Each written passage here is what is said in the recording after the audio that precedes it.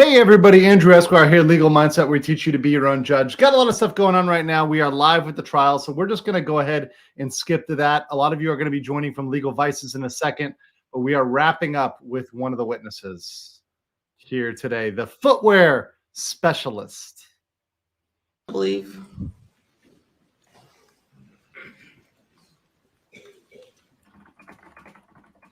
Later, if you have an occasion to go back out to the scene and re-examine that window, I did. at that time, can you tell us what you did when you examined the window? We went to further document, take more measurements of the area. We scaled the defects and took several more measurements of where those defects were in the window. I'm going to show you states exhibits 114 and 115. Yo, good to see everybody checking in Do you here. recognize those images? It'll be a I do. slow trickle. What is that? These are diagrams of the window that I created. Gemma, shout out. One Thank you for the shows timestamps on that interior last side video. of the That was window, awesome and one of you. shows the exterior side. Guys, thanks Shows Gemma for where helping out the with defects timestamps for me and are Jeff. located in the window and all the measurements that we took for each defect. Your Honor, this time I move states. If you're 14 bored, 14 and The 115. jury into is evidence. bored shitless. You're admitted without objection. Commissioner Public. Britt says, I've listened to 10 minutes as witness. I'm falling asleep. I cannot imagine what the We're jury is going through. looking This here is at, painful. States 114. This is torture. Do I have that in the correct orientation, Agent Worley? Oh my Yes. God.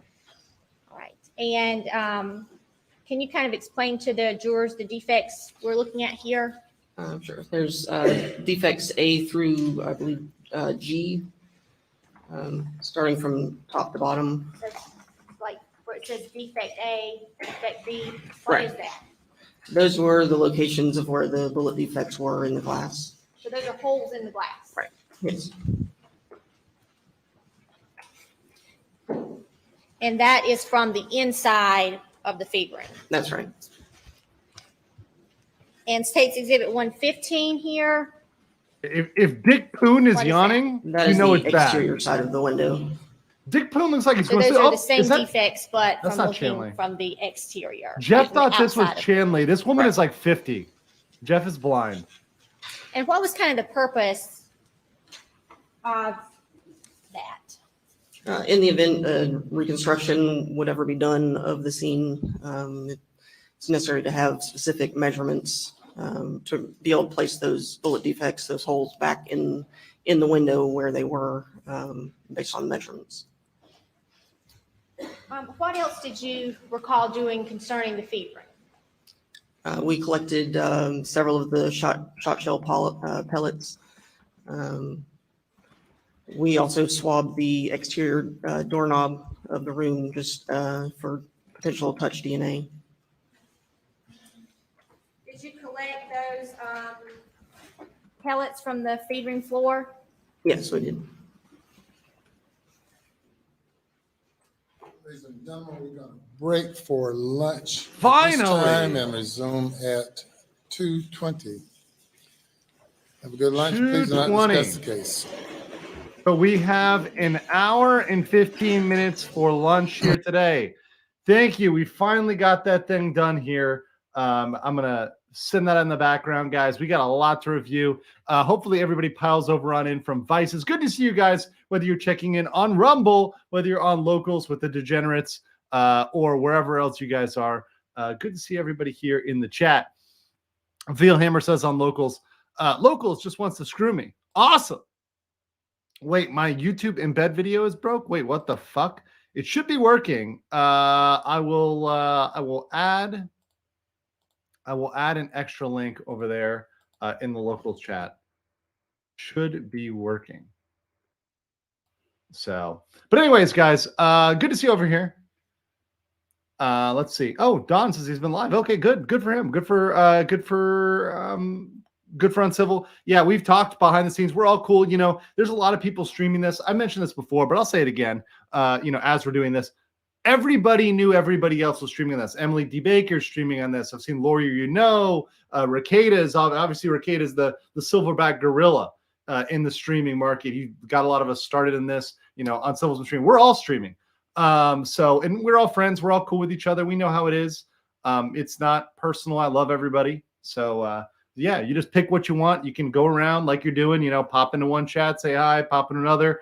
I do plan on popping around to other streams, particularly as Jeff and I are doing a half and half. So some days when I'm actually awake a little earlier, if I'm awake before my stream, I will pop onto other people's channels and I will come say hi. So I do plan on doing that. This is a long trial. We got plenty of time for that. This is the first week of the trial. So we have plenty of time to check in with everybody. International time check. It is 3 a.m. in Seoul, South Korea, guys. Do you know where your Paul Pelosi is at 3 a.m.? Or should we do this now? Are you guys ready for Paul Pelosi? Hammer emojis or peas in the chat for Paul Pelosi if you guys want to see that video. May get us in a little bit of, we may have to go to the bad girl room after watching this. But if you guys want to see this, let me know. We don't have to watch it. We also have some really good drone footage of the Moselle property, and I want to show you guys a really awesome timeline of this case, as well as the Moselle listing. So the listing for the actual property. I got peas, I got hammers in the chat. Ooh, all right. I think you guys are ready. I think y'all are ready. Let's watch the Paul Pelosi video. This is it. This is fresh off the press. Fresh off the press. Paul Pelosi video. David Pepe, the MAGA extremist. Hold on, let me quote this. MAGA extremist. Don, you are a hero staying up till 6:45 in Prague. Dobre rano. Yeah, definitely don't want all of here. I definitely don't want all of here. Hello. So okay.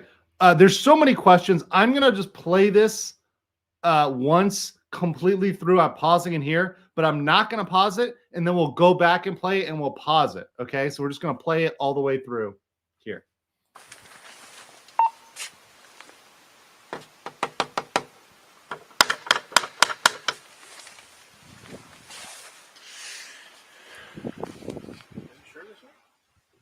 Yeah. Fucking said 2620, right? No, 2640. Oh. Yeah, it literally said in that. Hi. Guys. How you doing? How are you? What's going on, man? Everything's good. Hi. Drop the hammer. No. Hey. What is going on right now? I'm not getting an answer on call back. Bro, oh shit. In the area that someone emailed. I got him, Michael.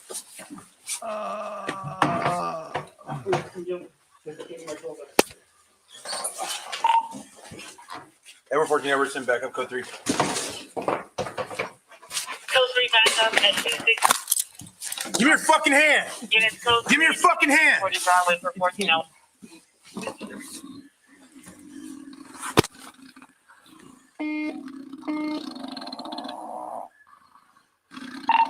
Edward 14, Edward, send medics code 3 as well. You got it? Okay, so that's the video. Okay, I just as an initial take of that video, I have so many questions. I have so many questions just seeing that video because just wow. Okay, these cops not knowing the property. One of them's like on their phone. Looked like he was texting, but I guess he was searching for the property. They didn't even know the address. Like that to me sounds ridiculous. Second of all, they sound like they're like college kids. Like that to me, they don't sound like cops. Sound very unprofessional. But there's so many questions there. So they don't know the address, which is really weird. They see a guy holding a hammer. In any situation that I would be in, guns would be drawn there.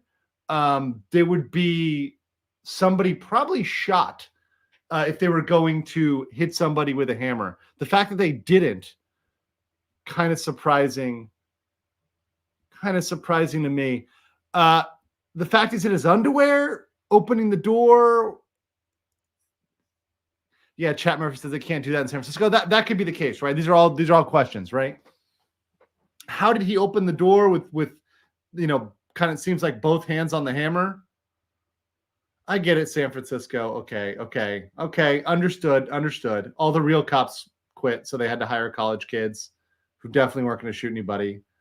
But cops could shot people for less, like Lady Autumn said. Cops shoot people for less. And the other thing too was saying definitely don't send everybody. Why do they not want backup on this? I have so many questions. I'm going to go back and play this real quick. So let's play it one more time. So the sound is off here. They click on here. So what do we miss them saying? I have a lot of questions here. What do we miss them saying before this? Because I'm sure they were talking before this. Yeah, definitely don't want all of here. I definitely don't want all of here. Hello.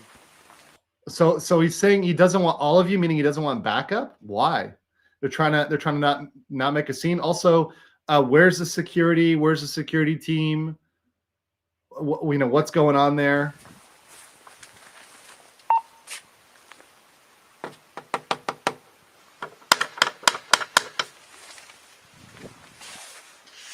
This guy looks like, is this a cop? He doesn't even look like a cop really. I mean, it's blurry, but it looks like he's texting. Look like it's some bro texting. Yeah. Fucking said. Did he just drop an F-bomb, by the way? Was it an F-bomb? I think it was. 620, right? No, 2640. Oh, 40. Yeah, it literally said. They also doxed in his address here. Okay, so I guess he's got one hand on the hammer. DePepe's got one hand on probably his ass and the other hand over here. So I guess Paul opened the door with one hand, maybe, but it looks like it almost seems like there could be another person. I don't know who opened that door or some sort of, it's just very odd. How you doing? Oh, yeah. What's going on, man? And so he's wearing shorts. He's in his underwear, Everything's good. no shoes. Hi. Drop the hammer. Nope. Hey. What is going on right I'm now? not getting an answer on call back. Bro, oh shit. Yeah, that's interesting. So he went down there. It looks like he was pushed down. Calls in the area that someone emailed. I got him, Manga. That's his ass.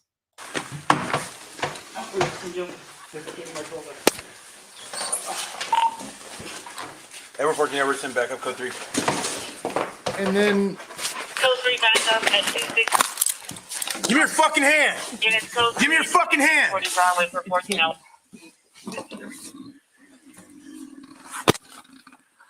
and that noise, like the sawing noise there. Is that Paul with the grunting? I guess must have really got him if that was the case. A lot of stuff, a lot of questions with that. I think that just still opens up more questions as to why. I don't think there's much explaining out of that. Very, very interesting. Pixel says Paul is holding a drink in his left hand, the hammer's in his right.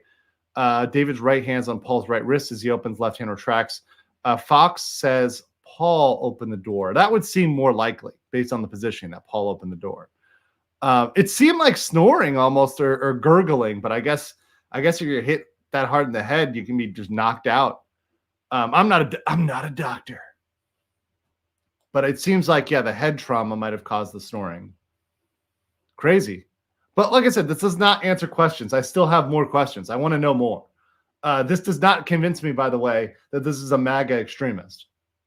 Not in the slightest.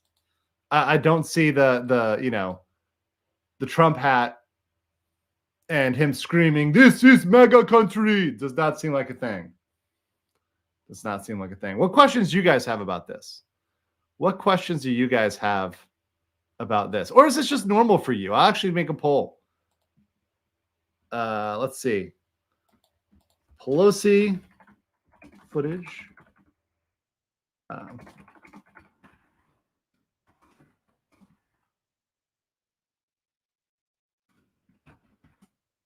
Okay. All right. Set up a little poll, you know. Pelosi footage. I have questions. It checks out. Or MAGA. Why were they smiling?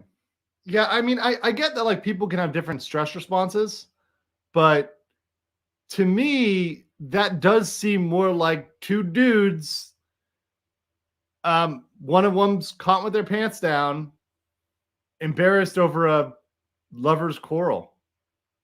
That seems more like the case here than somebody who was legitimately trying to attack somebody. Why would you wait for the police to show up to do that if you really had that intent? I wonder if Pelosi pays by cash or card. He puts it on Nancy's Amex. Wow. Let's see. Let me go over here. Veal on Local says it's not snoring. It's weird grunting noise people make when they get knocked the F out.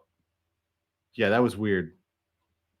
I mean, frankly, it sounded really weird, like animalistic.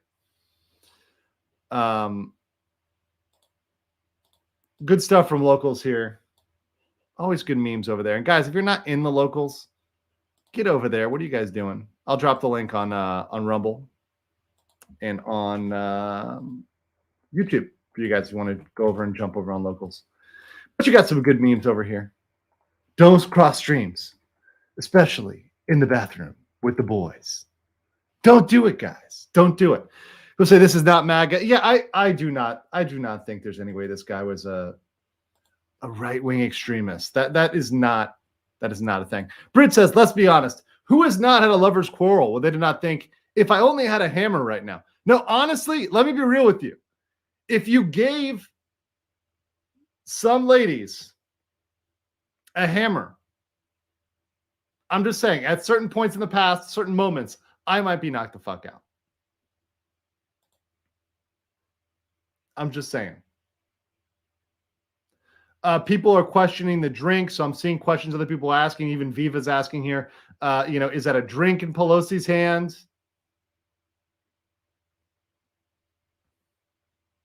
And I don't think it does question. I mean, I don't think anybody was ever questioning whether the attack happened, right? People are going to say, oh, look, you crazy conspiracy theorists to say the attack didn't happen. No, the attack happened. Nobody said that. It's just, was it political? I don't think this is political. I think this is personal. Anyways, let's move over back to the case, covering what we should be covering. So here is, I want to show you guys the Moselle property. So this is the property that is at stake here, listed by our boy Todd Crosby. You know. Oh, wait, hold on. Sorry. You know what? For the Paul Pelosi bit before we go into the Moselle property, there is a clip I need to play right now. Because regarding the Pelosi bit, I am not gay. I have relationships with women, sex with men. And I got news for you. That means you're gay.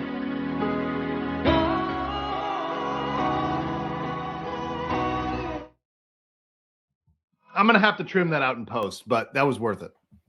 That was worth it, guys. By the way, if you like this coverage, smash the like button on here. Smash the like button on Rumble. I miss the Pelosi. But yeah, make sure you guys like that. So anyways, let's move back to the Moselle property. $3.9 million by Crosby Land Company in Colleton County, South Carolina. Doxing this guy's phone number, oh well.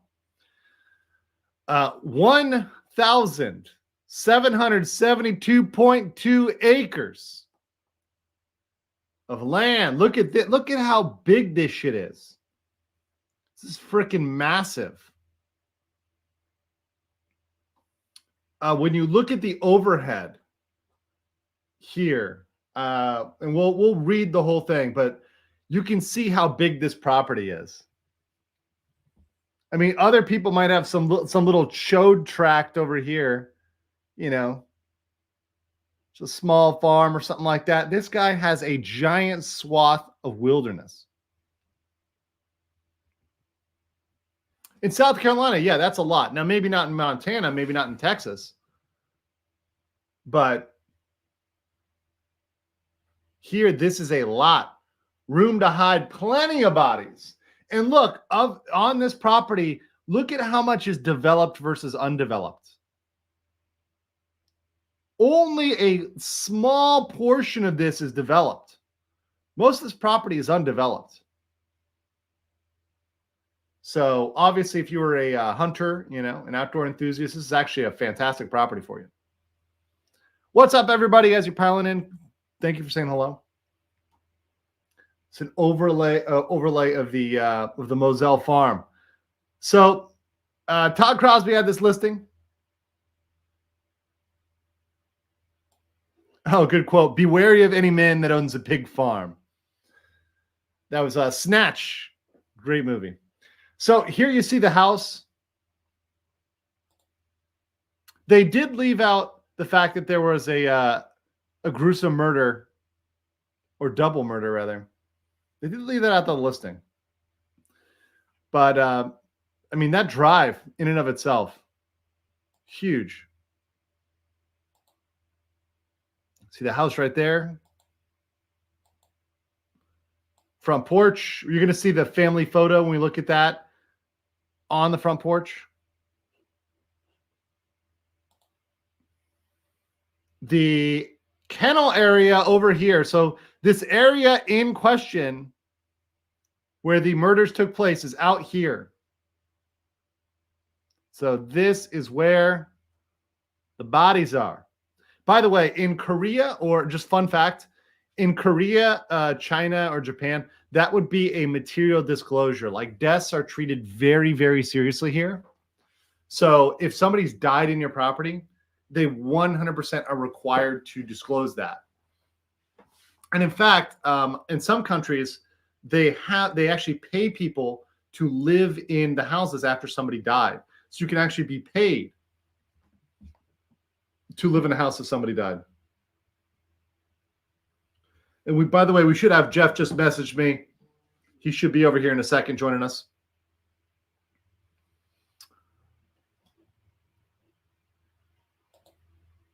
But you can see how massive this is and how much space there is between the different parts of the property. I believe this was the former airstrip over here.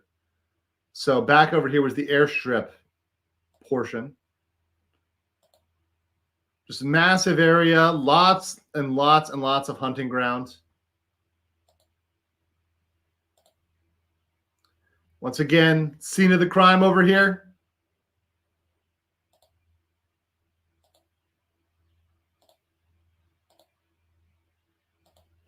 You've got a blind, hunting blind. People say it differs by state to disclose. No, I get that. And they might have to disclose it at a different part of the sale process, right? So maybe they don't have to put it in the ad, but they have to put it in the contract, or they have to disclose it elsewhere. Yeah, you got to have a place for the drug planes to land. That's for sure. So we're going out towards the scene of the crime here. This is where things went down. Out in that area. Lots of places to hide shit. Yeah, by the way, I would buy the property. It'd be at a deep discount. I would definitely buy the property. I have no problem with that. You can make a good deal on that. Yeah, he's got a dove field. I love hunting dove. I hunt dove all the time when I was growing up. Actually, that's probably what I did the most of. Probably dove was number one, duck was number two, then hog. I wasn't there in Florida when they made Burmese python hunting legal, or I would have gone and done that. Lots of good photos here. Like I said, lots of space. It's a massive property.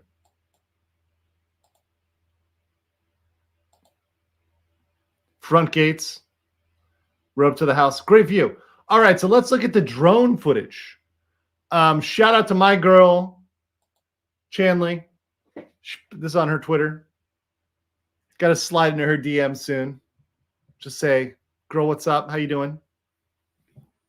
Would love for you to stop by. I know she won't, but she's always very polite.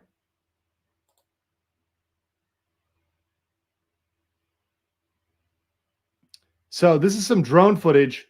So you can see the distance you'd have to walk. If you, assuming you weren't doing a beeline and cutting across,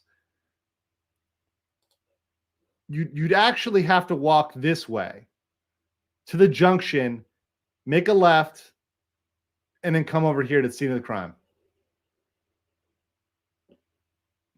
So, yeah, and I think it would take you much longer to cut across.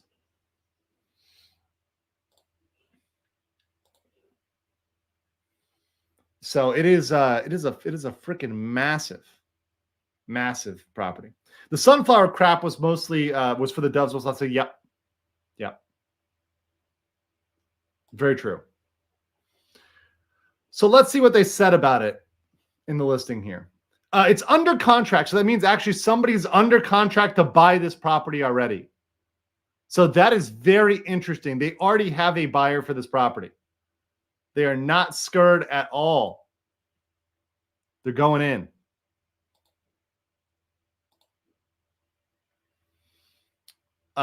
Bias companies, that's a 5 to 10 minute drive. Yeah, that's probably a 5-minute drive if you jumped in your car. So the price per acre is $2,200 per acre. Shit, that's like the price per like square foot in some places in Asia, like Singapore. The dwelling itself, 5,000 feet dwelling. Yeah, they forgot. So they said the type is farm, hunting land, recreational land, residential property, riverfront. They forgot cemetery. Should throw that in there. That's a material non-disclosure.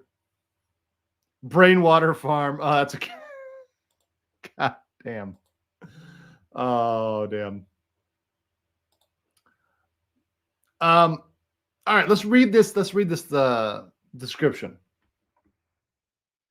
The Moselle farm is located in northwest Carleton County in eastern Hampton County. Literally, it is so big, it is in 2 counties.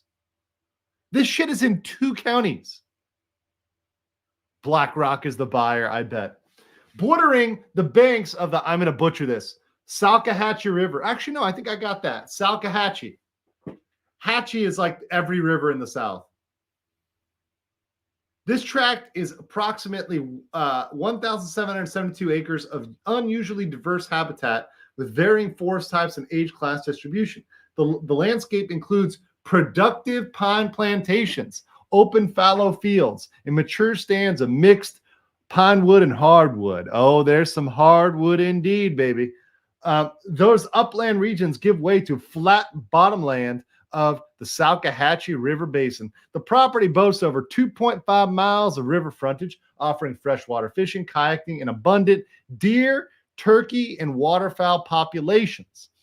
The river has vehicular access for launching at several locations throughout the property, and with 3 miles of improved roads, these areas are accessible 365 days a year. To complement the natural amenities, there are 2 man-made waterfowl impoundments capable of being planted with corn and flooded to attract wintering waterfowl. In addition, there is a 20-acre dove field, complete with a dead wire and perimeter fencing to minimize crop damage. Improvements include a well-appointed 5,275 square foot custom-built home constructed in 2011. Recent upgrades include a new metal roof, hardy plank siding, refined heart pine flooring throughout. They forgot to say some bullet holes. Let's go on. Garrett Pace says, I had a 1,200 acre property set on 4 counties tax nightmare. I would not envy you there, son. That is a lot. And you're paying all these different places for services you're not going to use. You're probably paying 4 different school districts. What are you going to divide a kid up and send them to each one, 1 day a week? It's ridiculous. So originally built as a permanent residence with 4 bedrooms and 3.5 baths, the spacious floor plan could be easily converted to a weekend hunting lodge with the capability of sleeping up to 15 people. Complete with commercial-grade appliances and a large game room, it is perfectly suited for entertaining large groups. In addition, there is a 1,140 square foot guest cottage or caretaker's house for additional accommodations. Just you reading this description gives you some hardwood. I get it. I get it. A 100 by 32 equipment shed with 3 open bays and 1 enclosed on a concrete slab floor. 42 by 42 enclosed shop with a concrete slab floor. 240 by 42 lean-to open bays attached.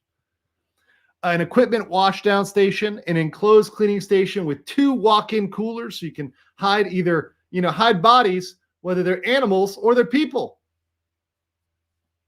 12 run dog kennels. So that's the kennels. That's where the bodies were. Underground electrical service to the main house. 8-inch well and pump for flooding impoundments. Fully stocked fish pond, improved road system, irrigation, merchantable timber. I love that word, merchantable. Merchantable. That means you can just sell it. All it means is you can sell it. A rifle shooting range, the location ecosystem, water features make an ideal candidate for a conservation easement. The next owner may be the beneficiary of considerable tax advantages that may be available through the donation of an easement. This is a top-tier property, complete with all the improvements and amenities one would expect from a high-end sporting property with little to no deferred maintenance. You've got a lot here. So what are the wildlife? Dove, quail, turkey, waterfowl, white-tailed deer, improvements, bond, fencing, irrigation system, pond, shed, well, workshop, other. I assume other is all cemetery. Equestrian trails, fishing, hunting, pond, river. So here's the map. Let's see, what are the layers we got here? Let's go to Google. Let's see Google here. Okay, not much different there. Pretty much the same. Looks about the same. A little brighter here on this map. Let's go infrared. Oh, yeah, look at that. I like this one. It looks like Mars. I like the infrared map. See the vintage? Ooh, I like this. This is OG. The topography.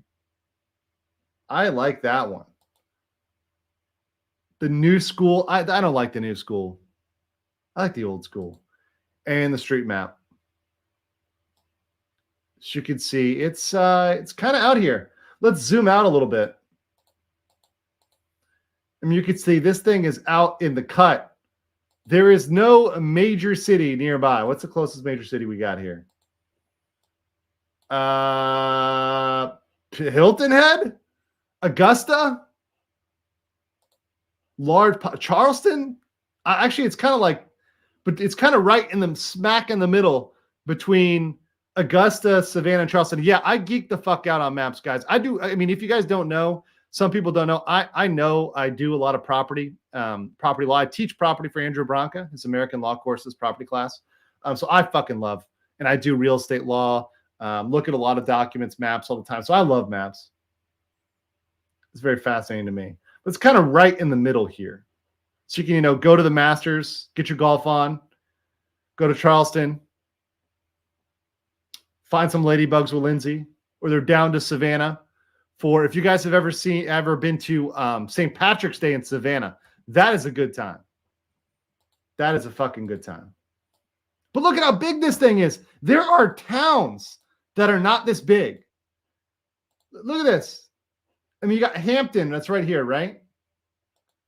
The downtown of Hampton, like the downtown of this little town, is smaller. Look at that. Than this entire, it could fit inside of this one property. Yeah, good to see y'all coming over from the Law Rocks. We're just looking over at the images of the property, the Moselle property. Sold by Todd Crosby of Walterboro, South Carolina. Let's see what else we got here. Timber stand map. Let's see what got that. Oh, we got to download that. All right, that's dangerous. See what we got here. Okay, we got the airstrip, 8.2 miles of airstrip. And where's the airstrip? Oh, it's right here. So this over here is the airstrip. Boom. The fields are here. I believe the house is located here as well. Right off the road. Got a lot of hardwood, pines, oats. See what else we got. A regional map. Let's do that. Let's do that. I love these maps. All right. Yeah, like I said, you can see how big this place is. This place is so big. These little towns, Allendale, Hampton, Bamberg, Barnwell, Walterboro, where the realtor is, they would fit inside of this property. Crazy, right? See what else we got. Property flyer. Ooh, that's going to be good. Let's see what we got. Oh, here we go. Oh my God. There's another pitch book here. So the same text.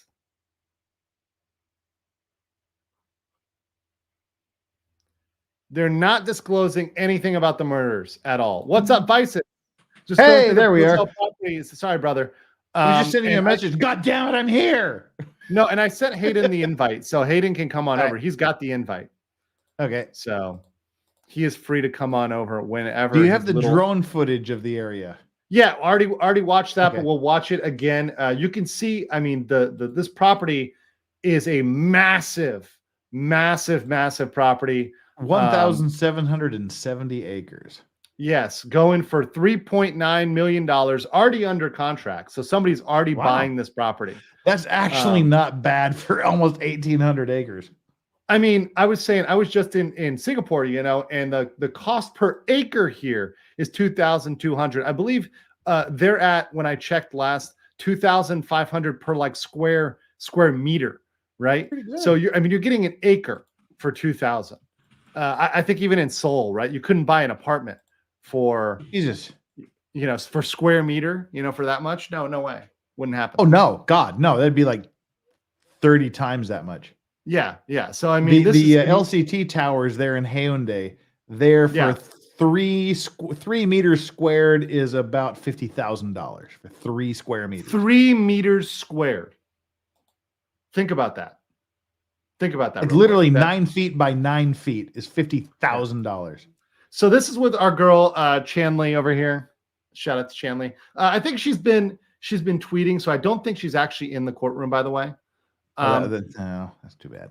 Yeah, it is too bad. I know. I know. I may slide into her DMs again, or she can slide into mine, just to see like, hey, girl, what's going on? And I know you can't come on. I know you got to keep it professional, but let's talk. But this is actually really good. Like, this is good footage. So you see the house right here. Now there's a field in between, but you got the road. So I assume this is the gate. So I assume this is how you would go out to the road to access the main road here on the other side of these trees, these bushes. And then you make a hard left, and you end up at the kennels, at the kind of shed area, the lean-to area where the murders happen. So this is significant. I mean, if you were driving, that would probably It's take 1/3 of a mile. So that's like 2/3 of a kilometer. Yeah, if you're walking, that will take you a significant amount of time. And yeah, you could cut through this field, but this seems to be rough terrain. I believe they mentioned in the property description that you can flood these fields, so it could have been flooded at the time. Who knows? For hunting purposes. So you'd probably want to take the road to get there. And you can see the airstrip too. I believe the airstrip is in here, kind of underneath. There's an airstrip in this property. That's how. I believe it's either it's like on the other side. Yeah, it looks like kind of maybe it's this line here. I don't know. Yeah, maybe it's that line there. I know it's like up on the property. It may even extend over here. But this is where the murders happened. This is where things went down. Crazy.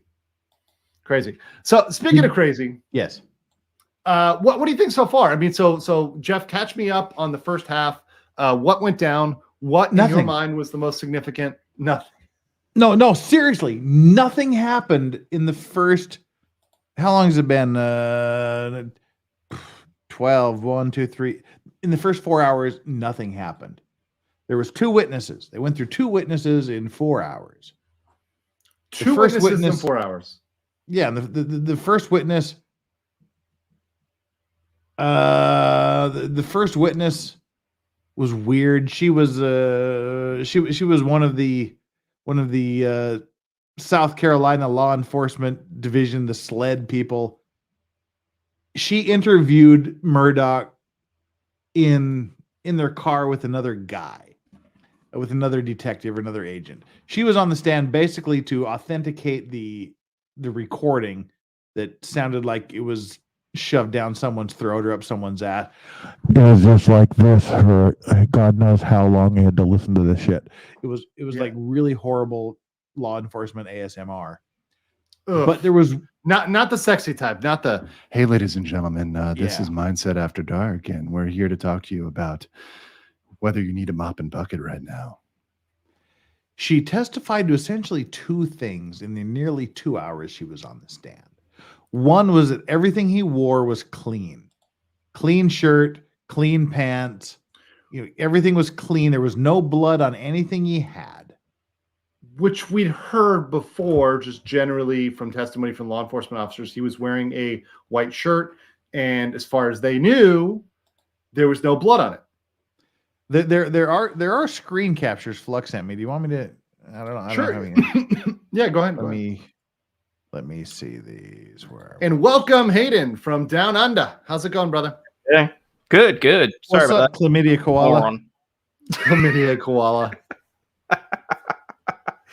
There's drugs to cure it. So Hayden, Yeah, but why would we waste them on koalas? By the way, yeah, I know, because I know that you were the one who bought his $3.9 million property. It's under contract, and that's definitely yours, right? You definitely are buying this, Hayden, right? Oh yeah, absolutely. That's South Carolina. That's exactly where I buy a nice big plot of acreage. Absolutely. I will say though, I mean, Australia is probably the only other place you could get away with this price per acre of $2,200. Like, Australia is probably the only other place I can imagine that has like more land than they know what to do with, other than parts of the United States. Okay, no, fair enough. I'm actually trying to think what the recent price per acre is. I know that there's one around here that went for about $2,400 an acre. Well, you're in the city, right? So I'm personally in the city. Sorry, I meant like farmland itself. So like, I'm out talking in regional. farmland. I'm talking like outback. I'm talking like out there in the cut, right? Oh yeah. No, look, if you go right out, you can get some pretty cheap acreage for that. But if you want actual farmland that's actually useful, I mean, we're still going through a bit of a property boom here at the moment anyway. I'm expecting to see foreclosures and whatnot probably by the end of the year, around October. I think the property bubble is going to go. But yeah, for the moment, it's we're not. China hasn't bought everything. Let's put it that way. I was gonna say, how much of your economy is owned by China again? Is it 50% yet? I know it's 25% of certain economic activity, but it's owned by Greece. Australia is actually owned by Greece, which is weird. I was surprised to learn that Melbourne has the highest Greek population outside of Athens on planet Earth. That's amazing. It's like including the rest of fucking Greece. That's really weird. You know what's funny though? Best place I've ever had Greek food. Mm-hmm. And I've been a lot of places. I haven't been to Greece itself, but Tarpon Springs, Florida, big Greek community that I do a Greek festival every year. Fantastic Greek food. Fantastic. There's a good Greek place on the alley in ETH One behind the Hamilton that has like some good souvlaki and stuff. Well, I haven't been. I mean, for reasons I haven't been there. Been there in a while. I've had some good Greek here in Korea. Just letting you know. All right. I can't find the I can't find out who. I thought Flux sent it, but apparently not. Someone sent some stills, and I can't find the stills. But literally, he was wearing a very, very pressed, clean white T-shirt and clean pants, no blood. But weirdly, both sides were trying to use this cleanliness, this lack of blood, as support for their arguments. The prosecution was using it to imply that he blasted them and didn't do anything. He argued that he said that he checked their pulse. He tried to roll the body once, if not twice, of his son, which would imply there should be massive amounts of blood all over his body. But they were using it to imply that he just kind of blasted them and drove off. Whereas on the other side, the defense was using this lack of blood to say he didn't do it because there was brains on the ceiling, there was brains in their laps, there was brains on the door, there's blood and brains everywhere, but he was perfectly clean, so he couldn't have done it. So both of them were trying to use this lack of blood to support their argument.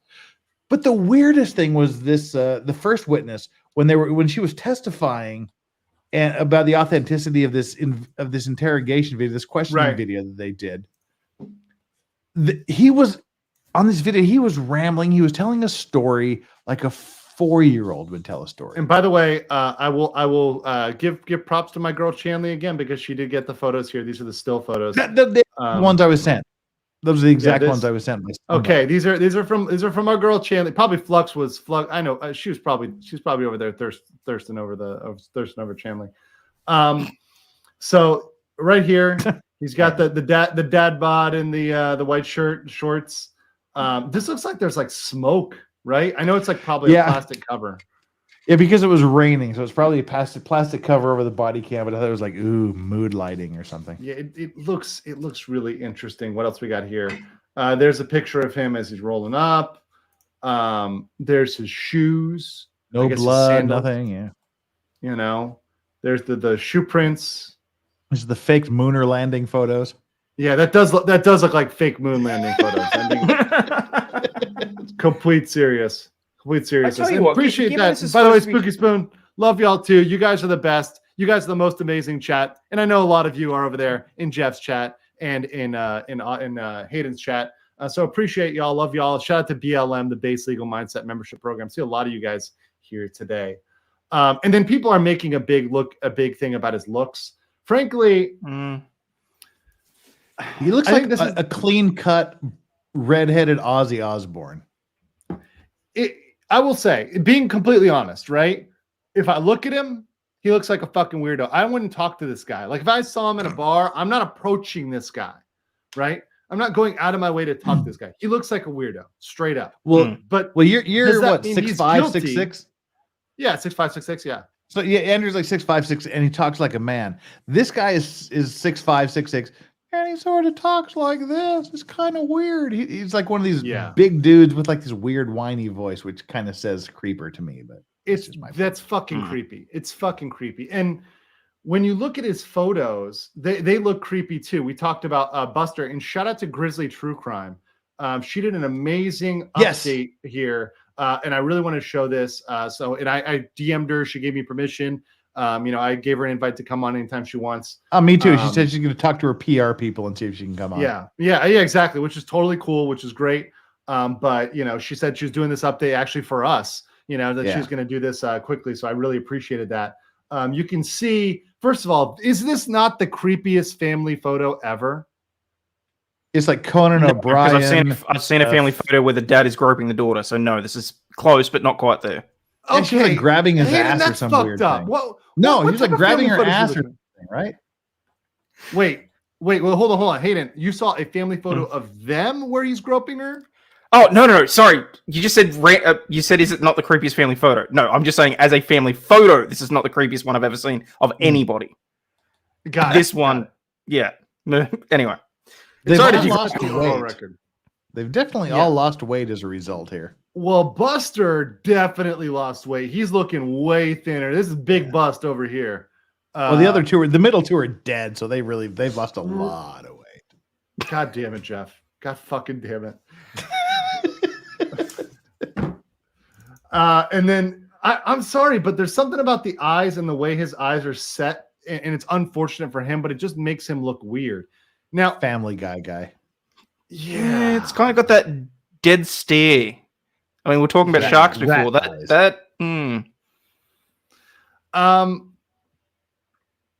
So yeah, that I think it looks unfortunate. But once again, like, okay, he looks bad. That doesn't mean he's guilty, right? And that doesn't mean you can just use that to prove the crime. You're saying, hey, look, it's something the jury is there. They're sitting in the room. They're looking over. They're looking at Alex. They're looking at him and judging him whether he looks credible or not.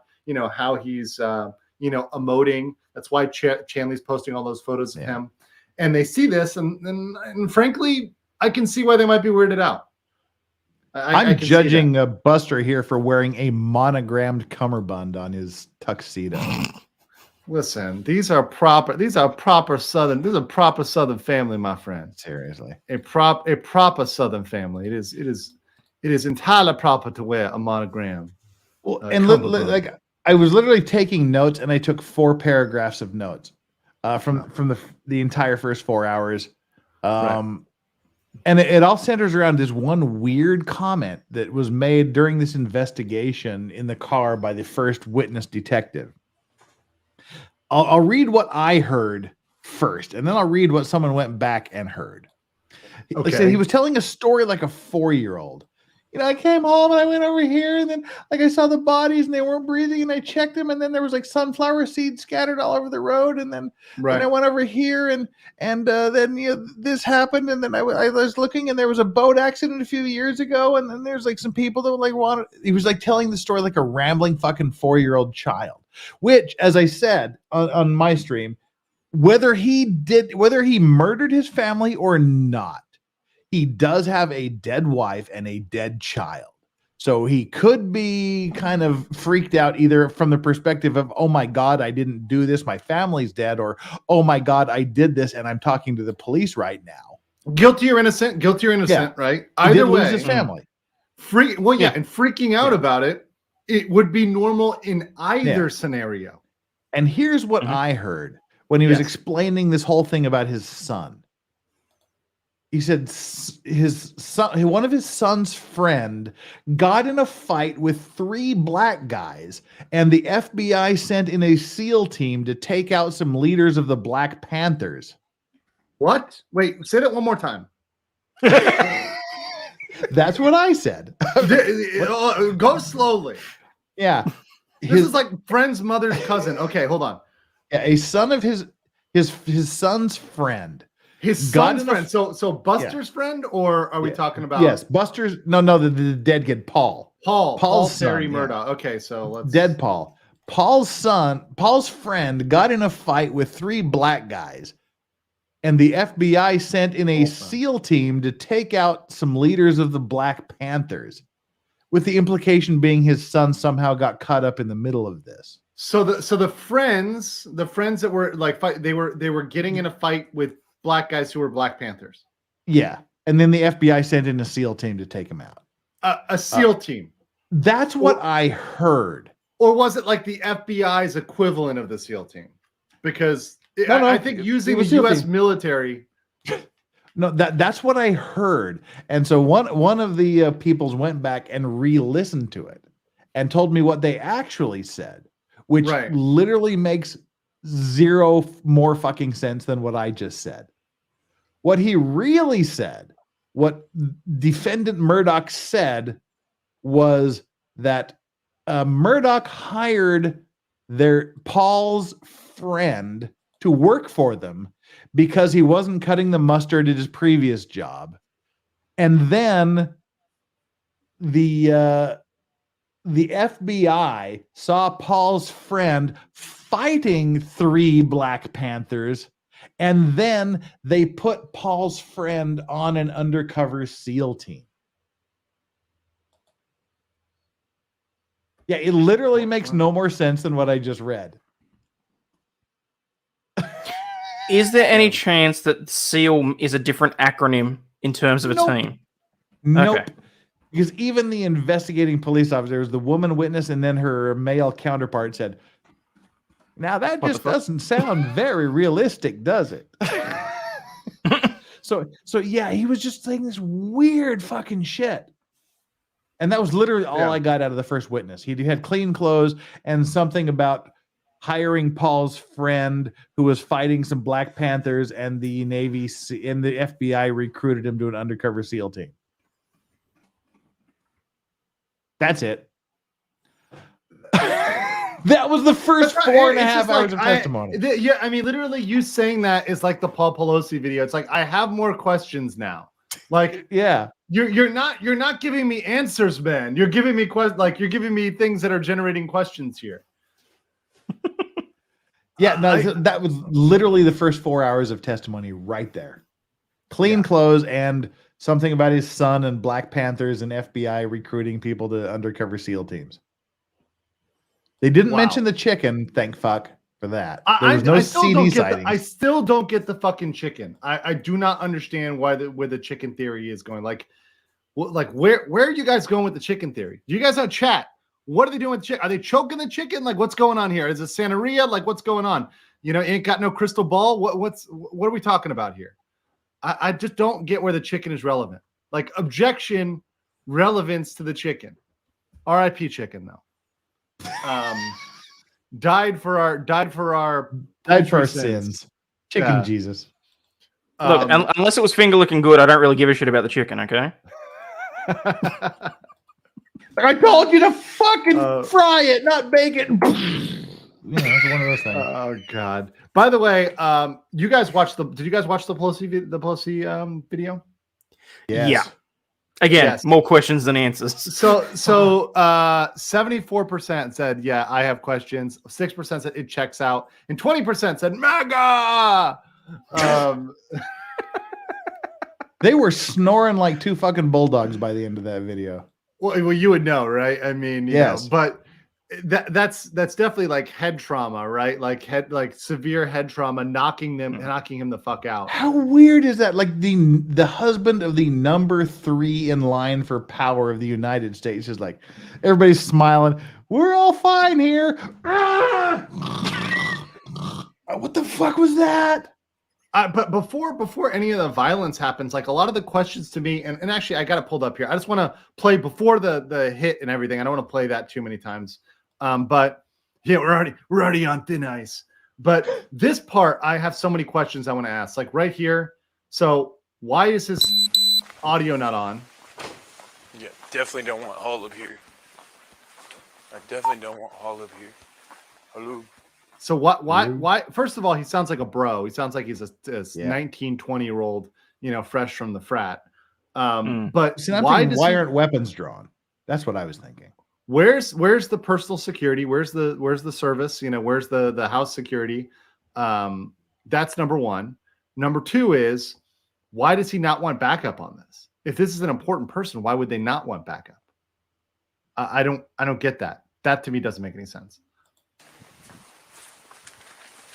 And in this part,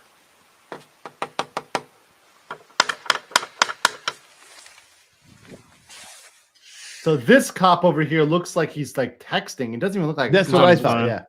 Yeah. So, and the fact that these guys don't know their address. This isn't Capitol Police in San Francisco. 2620, right? No, 2640. Yeah. So these are not the house security, because they apparently don't even know where the fuck this place is. So that's another thing. It literally said that. Okay, so here's the door opening. I guess Paul would have had to have opened it, right? Yeah. Unless it was like a ghost house and it's like opened by itself. Right. And the question is, with all the, like, where are the hands? I was joking that, this one's definitely grabbing the ass, right? See, I said they were holding hands. I mean, they're jerking off the hammer right here. Somebody said that there's a drink in this guy's hand. And he's wearing his boxer briefs. Yeah, he's wearing boxer briefs, no shoes. So, actually, can we play back like the last second? Intruder is smiling. Sorry. So, which part? Which part? This part? Just as the door's opening, I just want to have a quick look at something. Okay. 2620. Something sort of seemed off there. Yeah, it literally said that. Okay, there you go. That's the door opening. Okay, you can't see. All right. What's going on, man? Okay, now and I think that's pretty safe. I think they just got terrible. I think they just got terrible taste. Pelosi does have a there's Collins a drink. glass There's in a his drink. hand. Yeah, as so an there's alcoholic, the drink. I can say that is a Collins drink in his hand. He's got like a gin tonic rock in there. Yeah, so there's a drink here. He's got one hand, he's not putting down the drink. Like, this is the thing. If you were really worried about it, you put down the drink and you'd go both hands on the hammer. Also, when they open, look at this too. You can see he's smiling. He's They're both smiling. smiling here. Yeah. They're both smiling. This is fucking weird. Like, he doesn't look freaked out. Nope. Pretty much at all. And see, if this guy was a legit intruder, he'd be like, "Holy fuck, this guy's got a hammer. He's trying to fucking kill me." And they would put 3 rounds in this guy's chest, and it would be over. Right. And then instead, they let him. And I don't want to play it again, but they, he let him swing. He drops. They, we see his ass crack. Just very. And they both just. Yep. Which says they were both liquored out of their gourd. Which makes sense. Yeah. People say here, listen to the Pelosi 911 call. Yeah, I haven't done that. I haven't done that yet, but I'm willing to do that on another stream. Definitely we'll do a deep dive on this. But appreciate it, guys. If you guys have more information, other stuff, send it to me. Send me the link to a 911 call. Send me whatever you want to play. I'll do that on a future stream, or maybe later today. Maybe if we get another break, another standing break from this trial. Yeah, well, I wish I had more to tell you about the first 4 hours of the trial, but that was literally fucking it. SEAL teams, Black Panthers, and plain clothes. Well, let me ask you this: if the rest of the prosecution's, case in chief plods along like this with, I'm thinking 30 more law enforcement agents. I mean, is this convincing to you guys? Does this seem like this is persuasive? No, hell no. No, like when we know there's gonna be a lot more witnesses because when they were reading the witness list during jury selection, it literally went on for 15 minutes. The judge read names. Were they specified as prosecution witnesses or just witnesses in general? Okay, in general. It's like the witness list, but most of them seem to be prosecution witnesses. So I mean, there's a lot there. And why do you think they're doing it that though? I don't know. And that's what Hayden and I were talking about before we got over here. It's like a novel. You should start out with at least some high adventure, some high action scene within the first 2 pages to hook people in and keep them reading to figure out what the fuck that first 2 pages was about. And not bore the shit out of them from square one, which is what's happening here. I mean, we're in day 2 of a 2 to 3 week trial. So there's a lot of time left, but you've got to start at least hinting that there's connections before the entire jury just goes, all right, the prosecution is fucking wasting our time. Fuck them. We're out. Don't have the jury hating you from day dot, so that when you do actually bring in the stuff that proves your case, they couldn't care because they're half asleep anyway. And the thing is, if you were supposed to start with your strongest witnesses, this is like, definitely these are not strong. None of these are super convincing, right? It's little slivers that I guess you're supposed to put together into a cohesive whole, but it seems bad. And also it seems to benefit the defense because it seems like to me, the defense is going to be able to show, look, you heard from 50 law enforcement agents, everybody who works at fucking SLED, right? We all know that goddamn acronym now because of this. You've heard from everybody, and everybody has this little siloed job where they only know their job and they don't know anything else. So this is why, everybody was fucking up when it comes to everybody else's role, when it comes to protection of evidence, when it comes to maintaining the crime scene. I think Poon is going to be able to, if he can stay awake, because that motherfucker was falling asleep during the first half. Talking about me. Yeah. I mean, he can get feisty. Don't sleep on Poon because he can get feisty. Dick can definitely get aroused at times, and when he's aroused, like, you better watch out. He'll go hard, but he seemed like he takes a Viagra. He'll get the job done, but I don't think he's at that point yet. No, he's not. He was not engaged. I think he picks up when he's like either on cross or when the day is about over. I think Poon tries to like get something in there at the end. He did that yesterday, and he did a good job. Gets angry. I haven't watched the last couple. You told me to watch the last couple of minutes. I haven't watched it yet. That's a good comment. Morgan says, hey, Morgan, good to see you again. I work in the state government. Every state government is full of silos. It's rough. And that's the problem with silos is that you just look at your job and responsibility and you don't look at anything else. You don't consider anything else at all. So you're not fucking because, everybody thinks somebody else is handling that, but nobody is looking across. Everybody's just looking at what's my job? What am I required to do? Push the button. And that's it. They don't do anything else. So let's actually get through. I wanted to get through this timeline here because I think that would help us that Grizzly put up, and she once again gave me permission to do this. Yeah. Okay. So the judge we know is Clifton Newton, the prosecution, Creighton Waters, amongst other folks. Then you obviously have Jim Griffin and Dick Poon. We know Dick Poon. Dick By the way, Poon! a little bit of family history. They're Armenian, and they were from the city of Harput in Armenia, historically. Look at you doing research and shit. Yep. I like my Middle Eastern Poon cities. I mean, it's great. It's almost as if you care. Almost a little bit. So after carefully reviewing this case and all the surrounding facts, we decided to seek life without parole for Alex Murdaugh. And of course, he pled not guilty, which is why we're here today. All right, so let's go over the facts because this timeline is fucking nuts. So 2015, we have the body of Stephen Smith was found on Sandy Run Road. Hit and run guy. Death was ruled a hit and run. Yep, but it's being reinvestigated. The Murdaugh family name came out 46 times. Stephen told his mother he was dating a son. Uh-oh. Buster Murdaugh was apparently friends with Stephen. So was there some gay stuff going down? I mean, that's what I'm reading here. Stephen, I'm assuming his gender and assuming he's a guy. Right? He did have a big, nice mullet. I've seen the pictures. He's got a rocking a good mullet. Was Stephen busting Buster's bussy? Do we know? His name's Buster. Of course he was. He was busting it all day long. Then you have Gloria Satterford, 57, the family housekeeper for almost 25 years, trips and falls to her death at the Murdaugh residence. She slipped and fell, and she died like 2 or 3 weeks later. Yep. Alex tells her family to sue him. He pockets all the money when they do. The home insurance, the homeowner's insurance, sue me. I'll settle it through my homeowner's insurance. It was like $4 million, and he just fucking pocketed the money. Wow. How? If he didn't give it to the kid, and so the kids were complaining about this to the authorities, like, "Hey, we settled this case and we haven't seen the insurance money yet."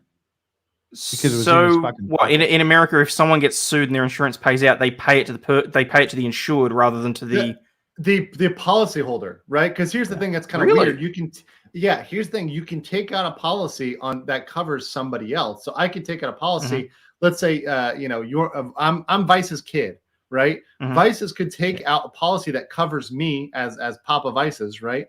And he could cover me, but the policy and the payment policy goes to him, even if I'm involved, and it should go to me. It doesn't. It actually goes to him. He's supposed to give it to me, but he might not. And you can even do that. Not in terms of the in this instance, isn't it the family of the deceased that was suing against the policy? I mean, here, if we do that sort of thing, the insurance company would be paying directly to the people that were damaged, as opposed to paying it to the policyholder. So right, that just seems interesting to me. I'm not sure what the U.S. is as far as third-party rights to claim against the insurer are. I don't know what that is in the U.S. Right. And it might pay out. I mean, depending on the policy and how the policy is worded, right? I mean, that's always what it comes down to. We need to see the actual policy itself. Yeah. But it's possible that they could pay it out to the individual for the intent to pay out as part of a settlement agreement or something else. Part of litigation. That could be the thing. It also could be that his firm, was he was racking up those attorney fees. Like, it's going to go pay to my firm's attorney's fees. One hand feeding the left, which once again goes into why he was disbarred with all the financial crimes, the mismanagement of trust funds, etc. By the way, I do appreciate that. But I just want to give a quick shout out. I do appreciate the Uncivil who's been on top of this. Like, today's case sucks so far. Good to see you in the chat, brother. Good to see you. See, and I don't know. I haven't lived in fucking America for 35 fucking years. But he's been on the run that long, guys. Yeah, but I'm in hiding. The homeowner's insurance policy, the beneficiary, the person who receives the payout would be the homeowner, because you can't insure yourself against and like literally name everyone in existence as a potential beneficiary of the insurance payment. So I would assume that on his homeowner's insurance, he was listed as the beneficiary, which is the party who receives the insurance payments.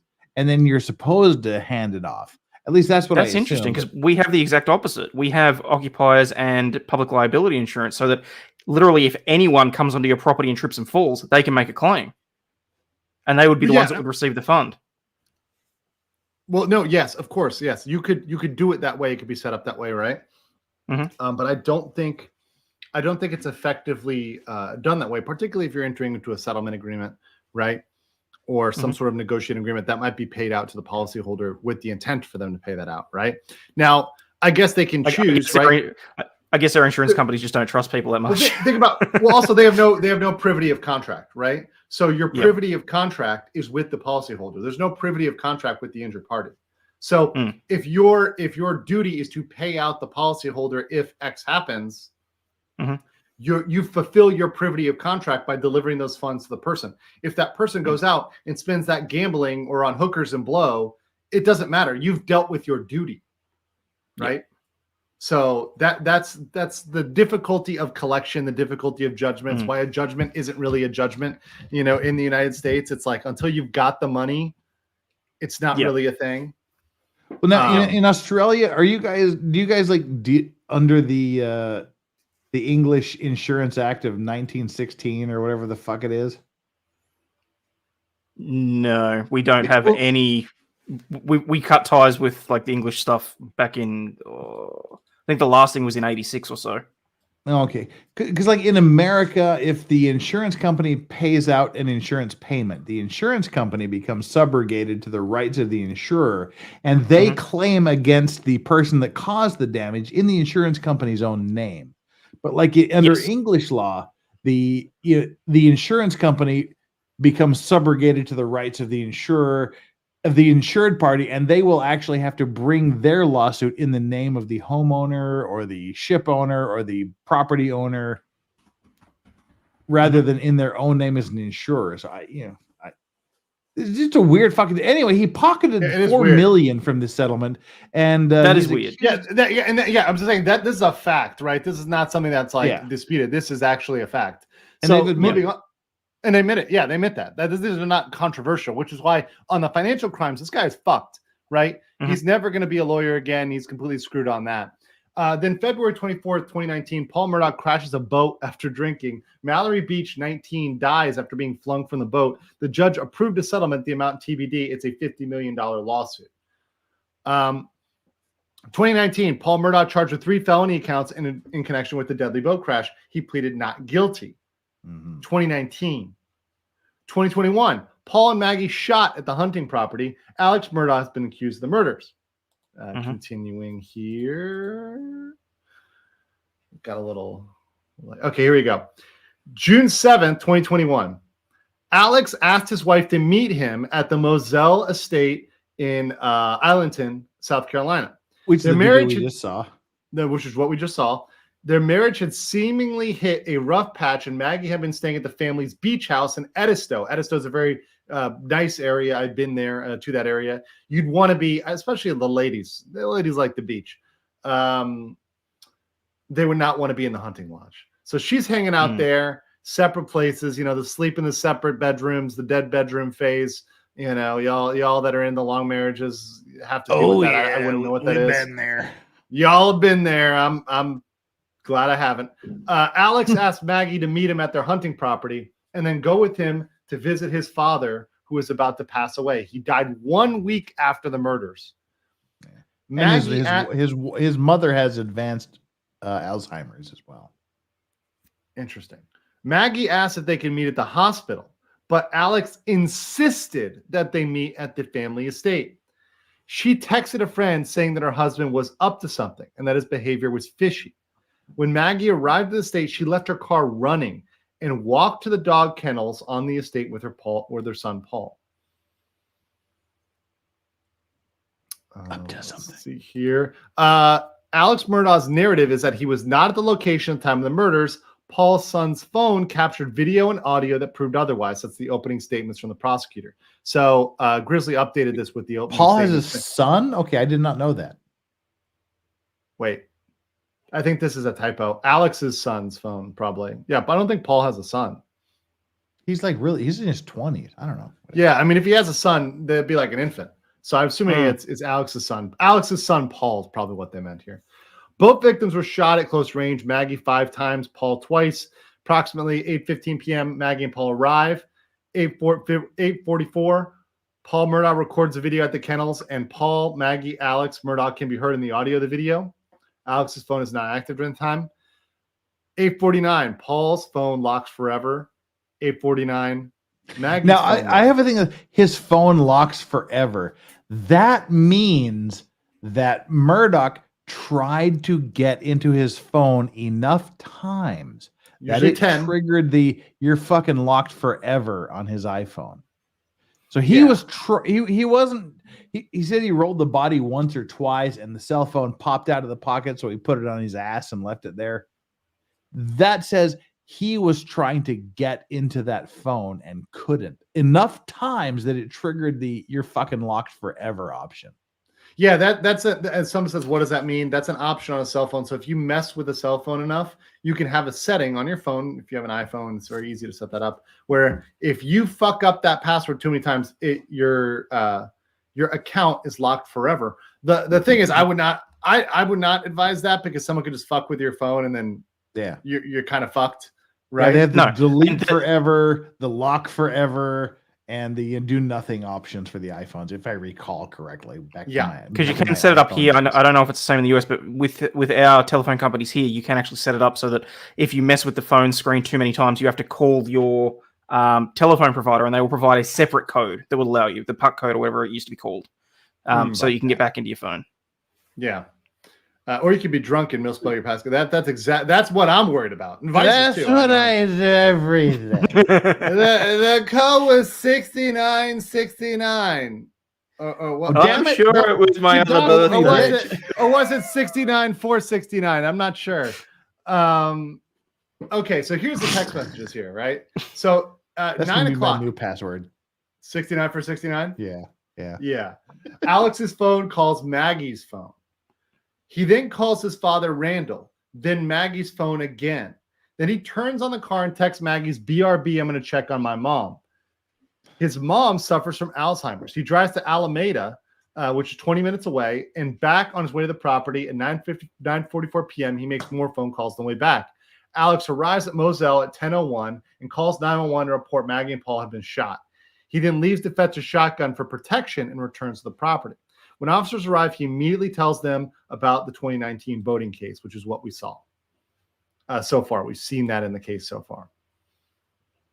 Paul is shot in the head and chest with a shotgun at close range. So Paul has the shotgun wounds, and Maggie was shot multiple times, once in the back and multiple times when she was on the ground with a 300 AC blackout loaded rifle, right?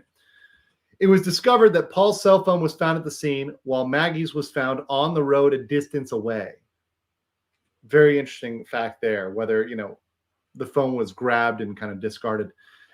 In June, Alex and his son Buster offered a $100K reward for information about Maggie and Paul's murdered, with an expiration date at the end of September. Alex Murdaugh has been indicted on 2 counts of murder with 2 counts of possession of a weapon during the commission of a violent crime. And let's see. I want to thank everyone for the incredible love and support we have received for the last few weeks. Hold on. Let me go back to that statement. Here we go. Now is the time to bring justice for Maggie and Paul. Buster and I, along with Maggie's mother, father, and our entire family, ask that anyone with helpful information should immediately call SLED, Tip Line, or Crime Stoppers. Crime Stoppers. And if you're like 800 years old, don't wear a fucking snapback hat. It doesn't work. No. Quick on these. Alex's dad died in the hospital 3 days later. 3 days after his wife and son were shot. On September 3rd, his law firm was exposed his financial crimes, including stealing millions of dollars from their clients. Once again, 8 point something. Yeah. This is a shoe-in charge. Like, he's dead to rights on that. Now, how is it in Australia? Like in the US, if you are even 1 cent off of the IOLTA account, is what interest on what the fuck is IOLTA? I don't even know what the fuck IOLTA stands for anymore. It's like interest on lawyers. It's a special lawyer's trust account where the interest goes to trust the account. That's what it is. Interest goes on to the lawyer's bar. trust account. It goes if to you the are bar so they even can fund their 1 woke penny, propaganda. 10 cent off, you will be either disciplined or fucking disbarred before you can even get your head around the problem. You do not fuck with client funds in America. That is No, the absolutely not. kiss of fucking death. How is it? You in can do Australia? cocaine. You can fuck hookers. You can do whatever you want. Don't fuck with client money. Oh hell no! No, seriously, We've got you do blow. You fuck hookers. You get sent into the lawyers Guys, helping we're lawyers. These coming back. diversionary shit. We're coming back to the trial here. So how is it in Aussie land? Let me see. so we have monthly trust account reconciliations and a yearly audit. Monthly. They bring the jury. Holy shit! Here they come, boys. Here they come. I think this chick in blue. Okay, it's not Shanley, but I think she was the one who was dressed in the librarian mommy look yesterday. Yeah.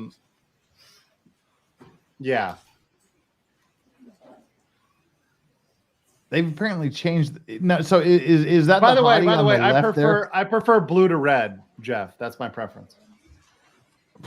I don't know. I like the black stockings on red though. But on the bottom cam, the one on the left, is that the hottie you're talking about? Because she looks like the hottie. I think that's the one they were screaming over. I keep thinking, is Megan? That's not her name, Megan. What the hell's her name? No, Megan's at Home Depot right now. What is her name? It starts with an M. Who's the hottie that starts with an M? It's not Megan. Who is it? Oh, Margaret. Margaret. Okay. Margaret Fox. Margaret Fox. That's not Margaret Fox, or is that? That's not Margaret I don't Fox. think that's Is Margaret further Fox. to the left. She's further. Yeah. Yeah. This is one of the Weasleys. Margaret is definitely a blonde. She's a Targaryen. They proceed. Your Honor. Strap in and strap on, guys. The strapper. All right, Agent Worley.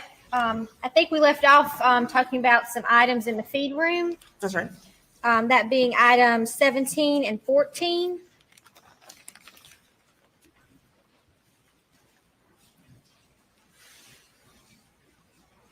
Clarice. You had the lambs screaming, didn't you, Clarice? Earlier, item 14 is in that bag.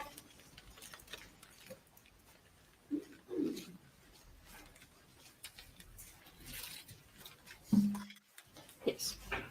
And item 14 is the pellets from the feed room floor that you collected. Yes, that's right.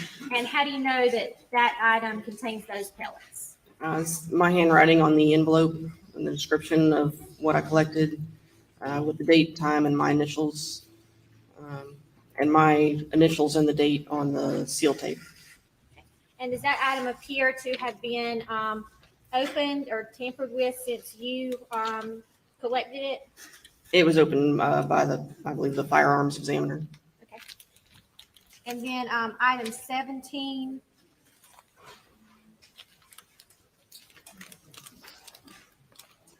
Yes.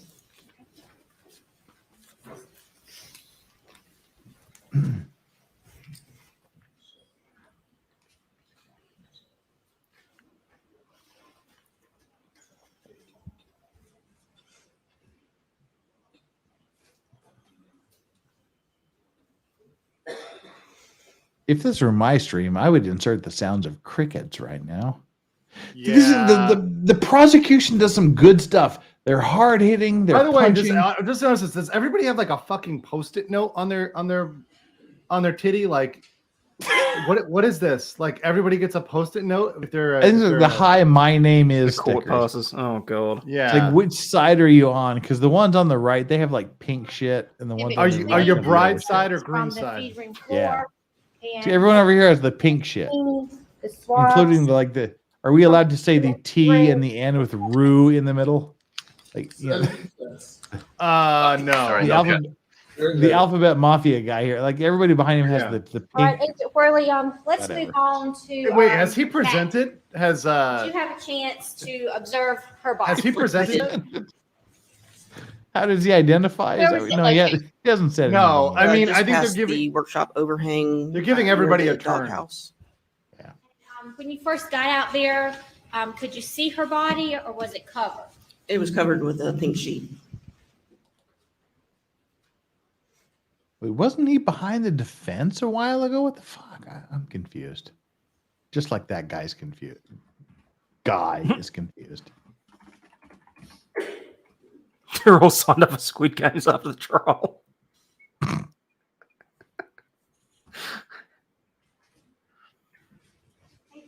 I'm going to show you states 52, states exhibit 50, states 48, and states 47. I tell you what, though, the yellow side is well and truly more full. Maybe it legitimately is. Who's for the prosecution? Who's for the defense? I think at first I thought it was like press passes, but These were everybody has one. Maggie. I think it's low tech. By the way, yeah, you can see how much weight Still Buster's covered, lost. with the pink sheet. Yeah, Wait, is this Chandler right here? Accurate depictions of Could be. the could time be. where Maggie Murdaugh was found when you were out there. Yes. they Sup, It C? definitely is not the other woman, by the way. We've confirmed that. 52, Yeah, there's very few like young hot women. Evidence. Everyone else sort of looks like Darwin's waiting room. There's very few that have the proper number of chromosomes in the audience. Excuse me. It is Jefferson Davis's waiting room. We're in South Carolina. Jefferson Davis hog. Yeah. So there's very few people that have the proper number of chromosomes in this crowd.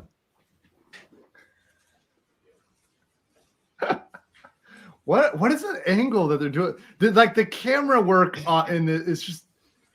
It's very. It's like the questionable. local high school AV club that are just like practicing their camera skills. Let's focus on Clarice's junk here for a minute. I'm not. By the way, speaking of wandering eyes here, not.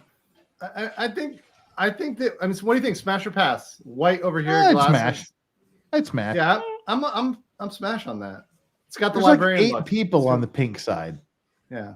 When you go Dewey Decimal, you don't go back. You know. Y'all know. See, Dewey you old Decimal. motherfuckers. You old motherfuckers know what I'm talking about. 48 and 47. Dewey Decimal. Holy shit. Certain sense. That was funny. Whatever that is. I'm too tired to think of a rhyme for that. 50 due to its graphic nature, and prepare that place. I want to get graphic with you, Hottie. Yeah, that's her on the far left right now, isn't it? Agent That Flurry. hair. Ah, This is State's Exhibit 47. that's Maggie's hair on the left. If you could kind of describe that to the jury. It's a photo showing Maggie's body lying on the ground with the sheriff's office canopy over her, looking toward the overhang for the workshop. And you can see the kennels off to the right. And White chicks and dogs. We know where that pictures goes. are kind of hard Oh, to see calm down, Jeff. on the body also in that Move that over shot. there. You can sort of see the pink sheet that's over him, yes. Like over in front of the feed room door. Right. And then Maggie's is in front of this ATV. Yes, that's right.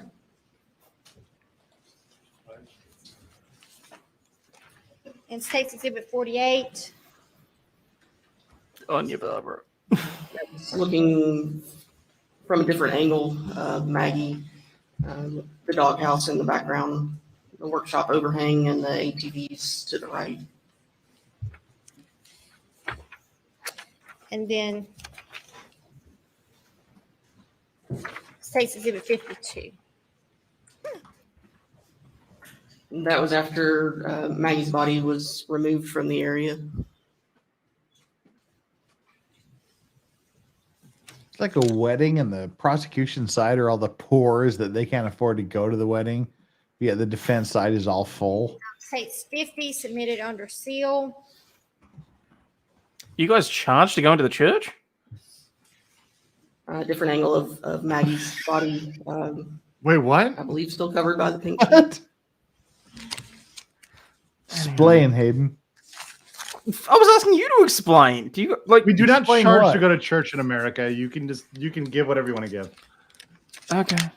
You got to pass the collection plate around. Yeah, there's a Oh, plate. is that why the You poor don't- wouldn't attend? Yeah, you can just not pay money, or you can take money if you're really sketchy.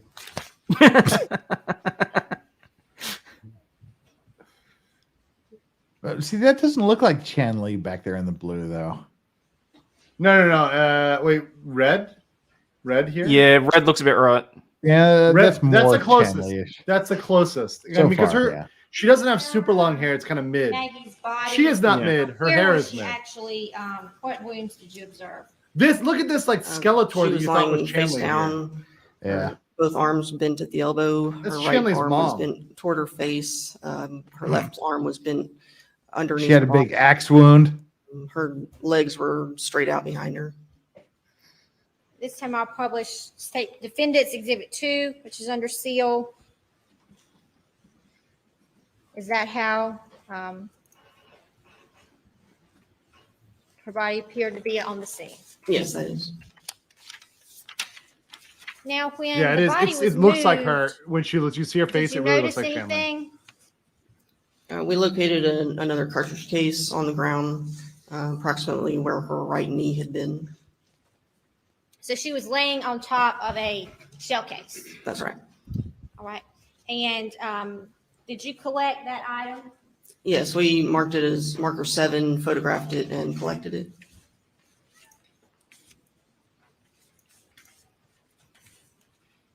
And what, do you recall what kind of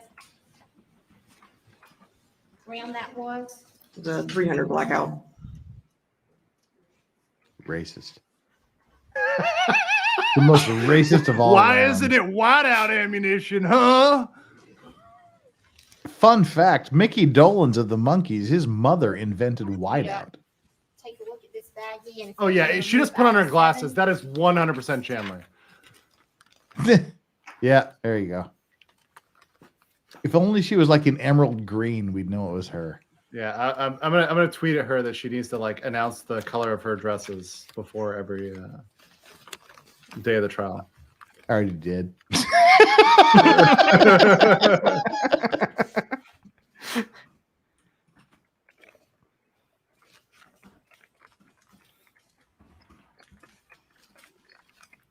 Shopping time.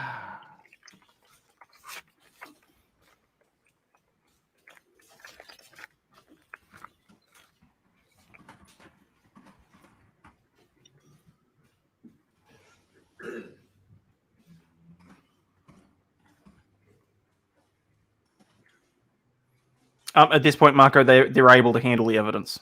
It's already been processed. It's already been whatever else.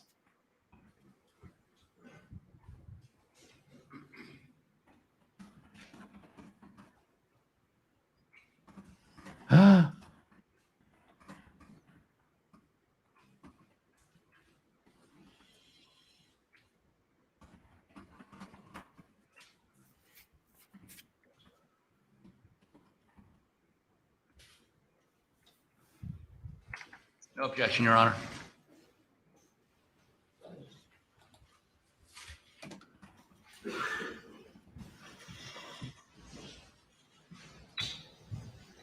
Agent for release takes exhibit 68, item 7, the 300 blackout. Actually, Marco, if you look as well, it also looks like those are contained within evidence bag themselves as well.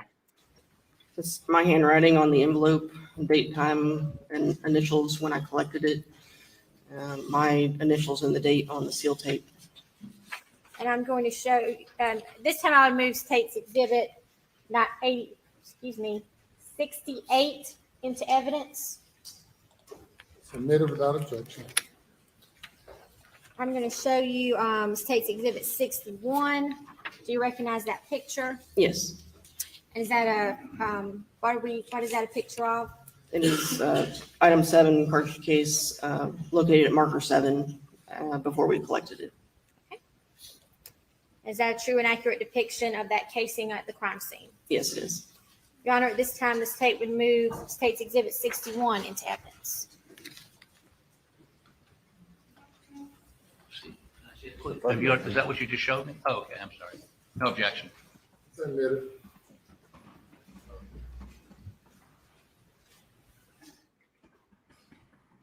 And this is the shell casing here, shell case. Yes, it is. And this is a picture of it is located at the crime scene, correct? That's right. Okay, there is a Now, did you good poll collect question in the some chat other of Camille shell versus cases Chan while Lei. you were I'm gonna out? put that up. Yes, we did.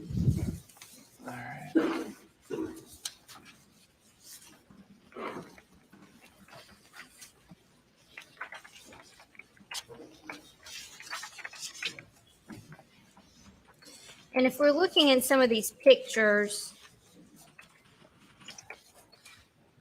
you see the little yellow placards there.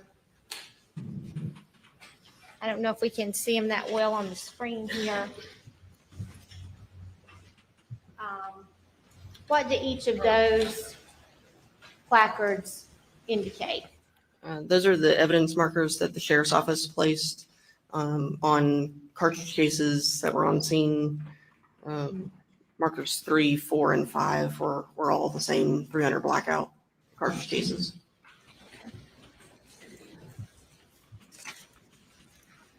So, how many blackout cases did we recover from the scene? I believe it was 5.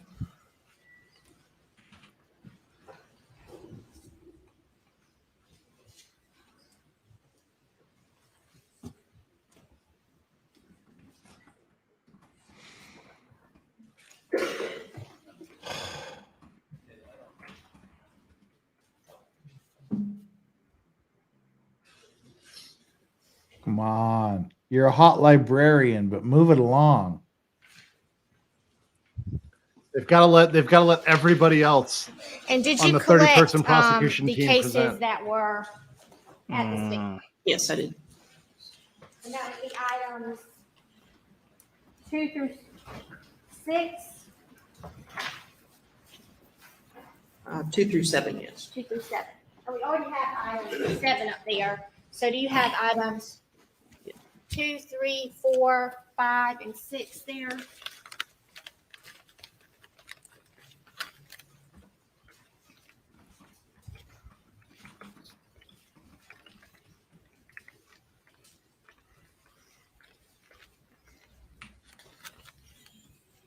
Two, 3, 4, 5, and 6.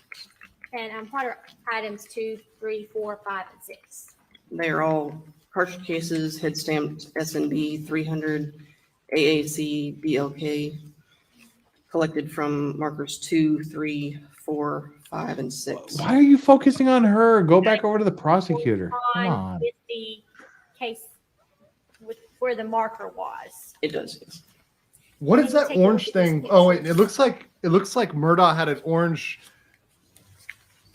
Like somebody's an orange behind Murdaugh, and it looks like he has a Muppet. Is that woman who's behind him? Yeah. 62, 59. It's like from Seems like Beetlejuice. She has like the dark eyes. 57, Yeah, she's 56, inside of him, 55, 54. like Lemmy Also Wings. 53. Why is it 4:39 a.m. and I'm hungry? I think you like some Korean chicken, right? Like 5 o'clock in the Oh, morning. so good.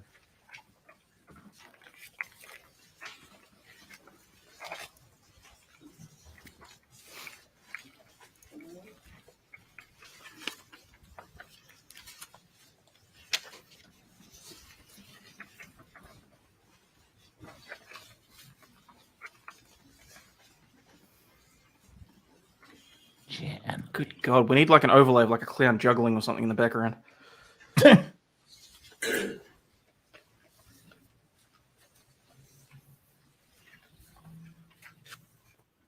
And can you This tell is- us in general what we see in those pictures? These photos show each of those markers 2, 3, 4, 5, and 6, and before we collected the evidence. And also marker 13. And are those true and accurate depictions of where 300 blackout shell cases were on the scene? Yes, they are. Your Honor, at this time, I would offer state's exhibits 62, 60, 59, 58, 57, 56, 55, 54, and 53 into evidence.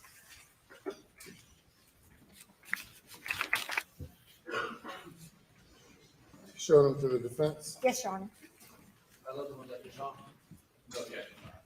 You're admitted without objection.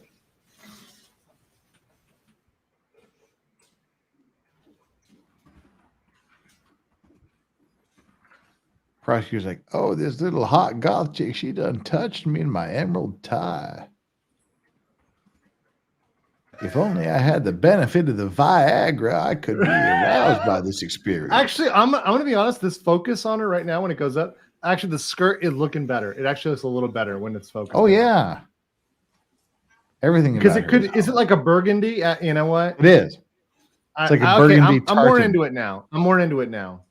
And that's why it matches with the red velvet. Ugh. Yeah. Sorry, I'm thinking like I just saw this. Yeah, Looking at Chanley again. Red is Chanley's totally never- Chanley. That is No, totally she's, Chanley. She's in red. looking like sexy Velma, not weird Indian Velma. Did you collect them and put them in these little envelopes? like the Daphne. Yes. If only. No, she was- Linda Cardellini, Velma. You're admitted.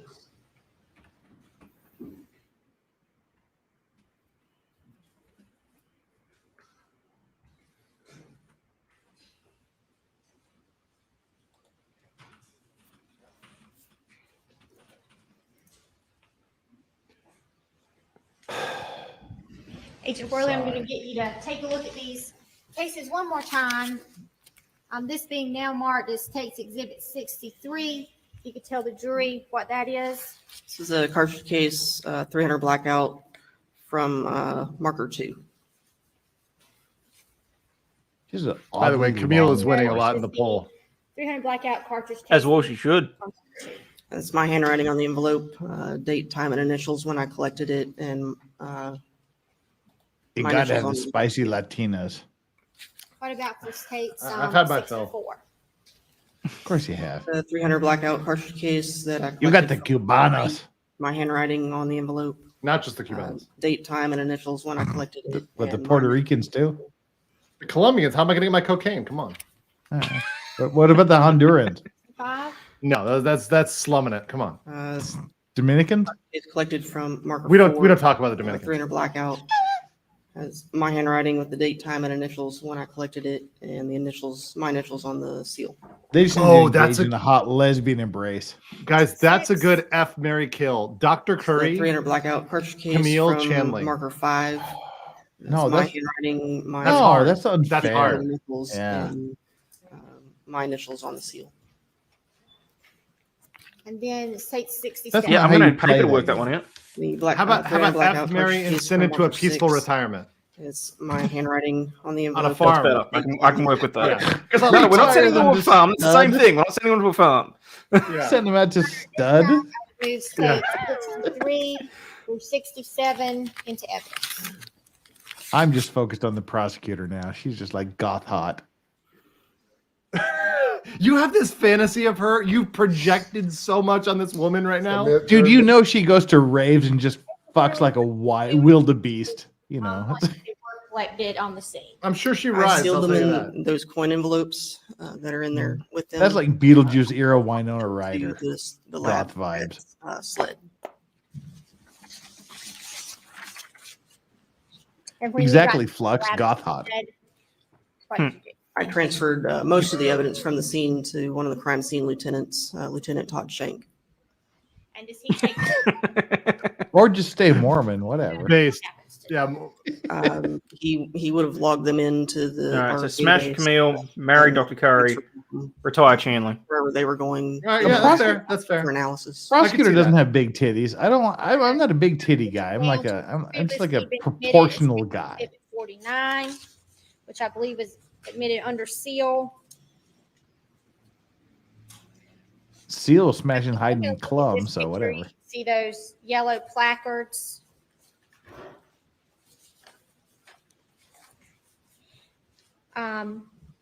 Placard 2, I believe. Wayne Johnson. Would show correspond with item 2, which has been marked as Tate 63, Yes, that's right. and State's Exhibit 53 here. What are we looking at here? That's that cartridge case at marker 2 before we collected it. And State's Exhibit 54. That's a close-up of the same cartridge case at marker 2.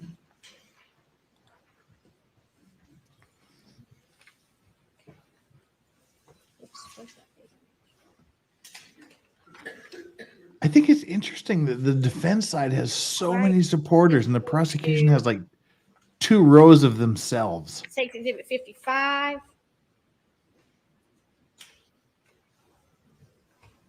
So, markers 3 and 4, the cartridge cases at those markers before I collected them. Okay. And I don't know if the jury can see those cases there. Agent Worley, Your Honor, may I have permission for Agent Worley to step down and point those 2 cases out to the jurors on this TV here? Yes.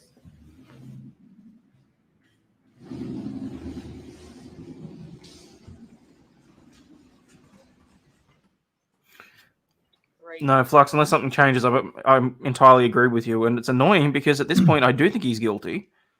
But the prosecution is doing such a terrible job that I don't think they're going to get a conviction. State's Exhibit 58.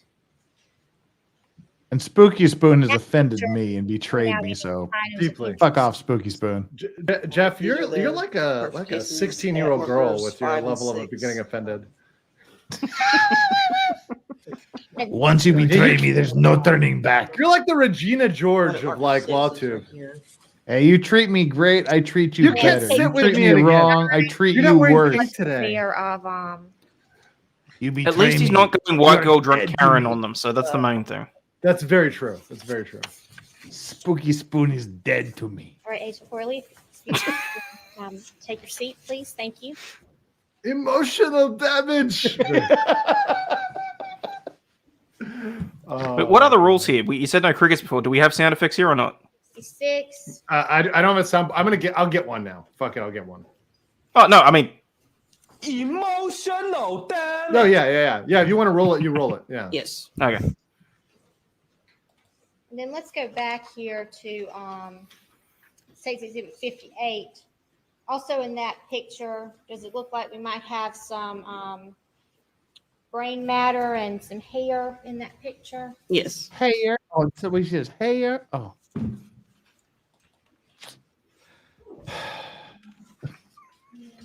Heavy sigh. State's Exhibit 56. It's the cartridge case at marker 3 before I collected it. And then State's Exhibit 64 is the actual shell case that was collected. That's right. State's Exhibit 57. That's the cartridge case at marker 4 before I collected it. And State's Exhibit 65. Yes. So that's the actual case that was If collected. this is a drinking game, every time they enter an exhibit, take a shot. Mhm. It'd be We'd be dead. I'd be pretty much where I am right now. Exhibit 60. 65. That's the cartridge case at marker 6 before I collected it. And white is also in that picture. It's possible brain matter. Possible brain matter. And If I State's only had a brain. Yes, that's the same cartridge case. That's the cartridge case. Oh, how can we be listening to a case where they're talking about shotgun shells and brain matter? Hey guys, I'm still falling asleep. We're almost at exhibit 69. This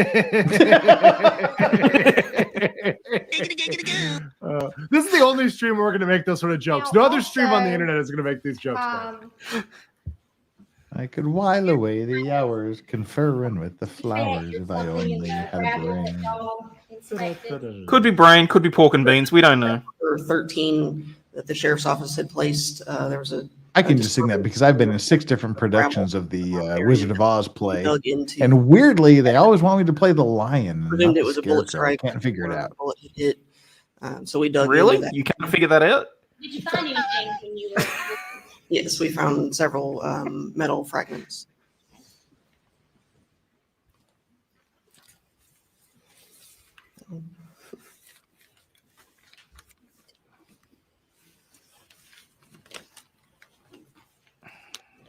No, seriously.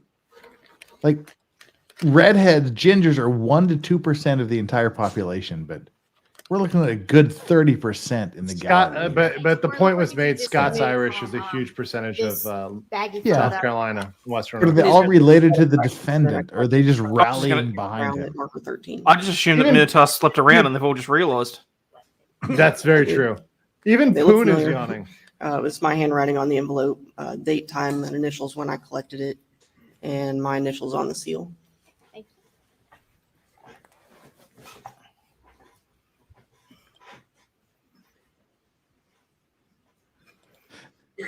You're like drunk 7-year-olds.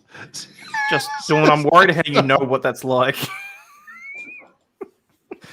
We're just drunk 7-year-olds.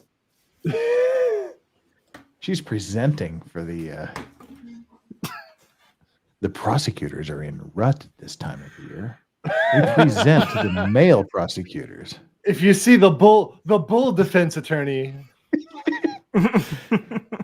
He's catching a whiff of the. Hold on. Oh God, we could say it. The bull dick goes in for the kill. The prosecution is attempting to approach the backside of the female who is in estrus. And here we see the young male dick making an attempt to displace. He seems to be aroused. The dick poon has ascended to He's his certainly feet. ripped it out of his chair, so.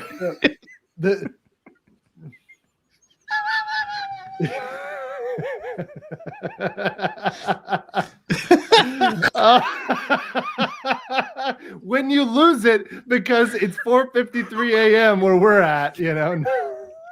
Baby, It's just gone 7 a.m. for me. Yes, 7 a.m. for Hayden.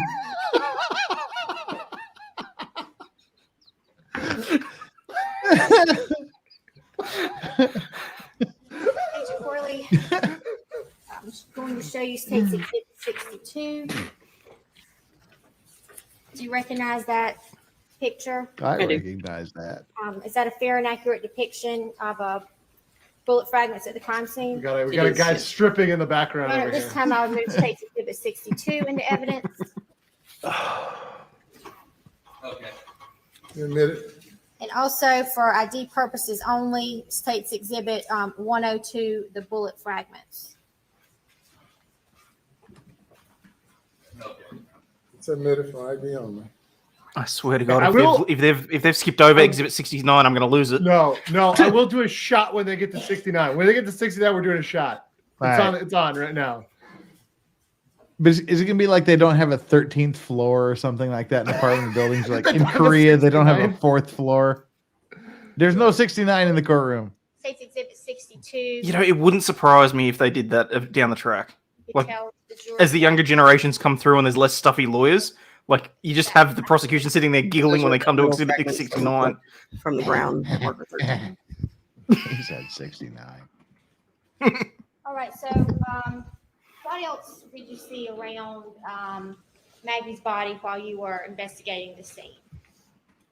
There was a in the Dick Poon doghouse. definitely side does that was not facing smoke there was cigarettes. appeared to be No. a bullet defect in the side of the I doghouse. have a good Dick Poon meme for later. Was there yeah? an Cool. ATV parked under that shed? Yes, there were two. Did you notice anything about the ATV? There's appeared to be suspected biological material on the front of the ATV, sort of low down on the front of it. And where was that ATV Was it in Coombe? relation to Maggie's body? I believe it was off near her left side. Come, chameleon. Come and go.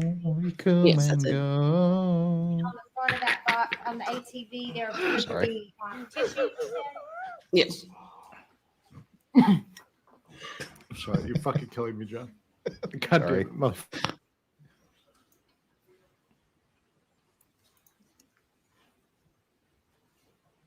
She does look like William H. Macy, though. Come on. Tell me she doesn't. Or like Harry and the Hendersons. What's been marked as States Exhibits 75, 74, and 73.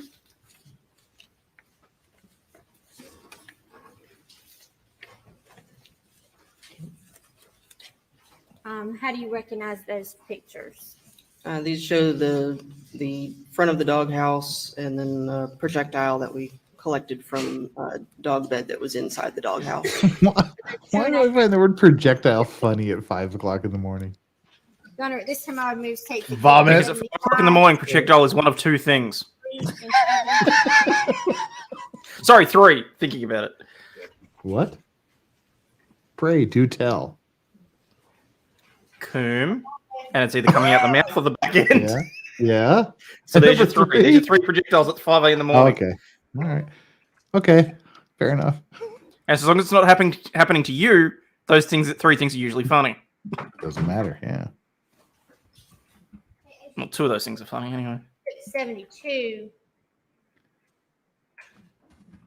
If you could tell the jury where that doghouse you were talking about is that in that picture?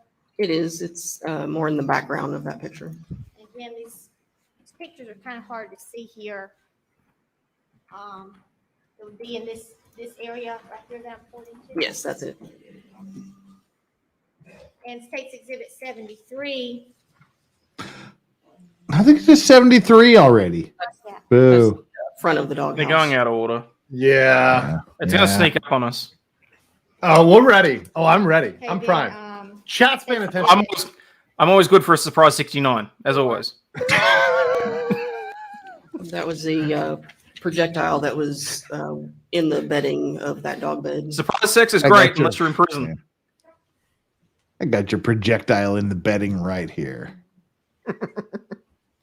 Hey-o. And then State's Exhibit 75.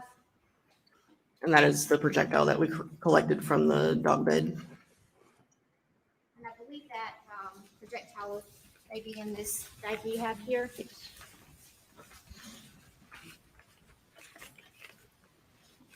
I can't believe I've lost my Trump sound effect. Is that item 12? Yes, I'm going it to is. come. Okay. And Yeah, how do it's- item it's- 12 No idea where it's gone. It's my handwriting on the envelope, date, time, and initials when I collected it, and my initials on the seal. Do you know anything else about that projectile that, right? besides that it's the one that you collected from the doghouse? No.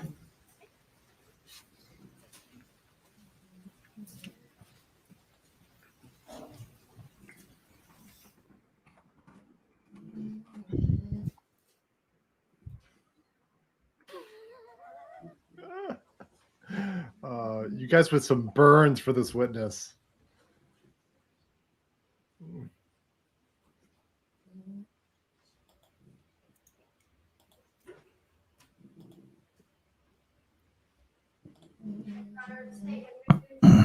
The item number 12, State's Exhibit 76, What? into evidence.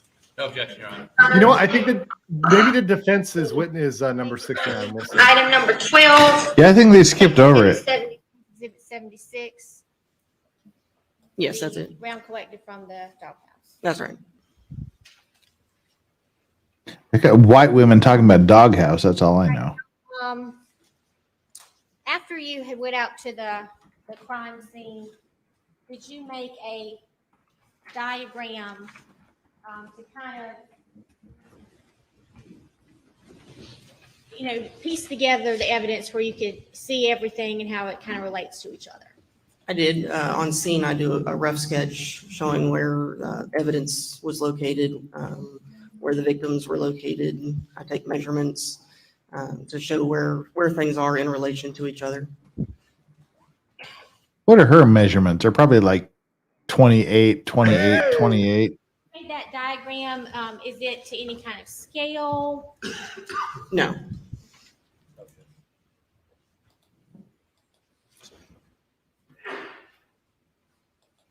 Your Honor, this time the state removes State's Exhibit 77 into evidence. No objection. Submitted. Permission to publish. Hey, Agent Forley, is this the diagram that you created after being out there on the crime scene? That's the final diagram I created with a computer. Yes. Your Honor, may Agent Worley step down to kind of go through the diagram with the jurors? How about she step down to just get off the stand?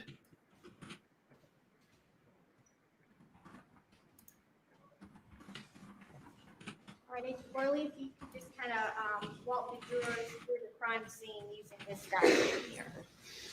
We have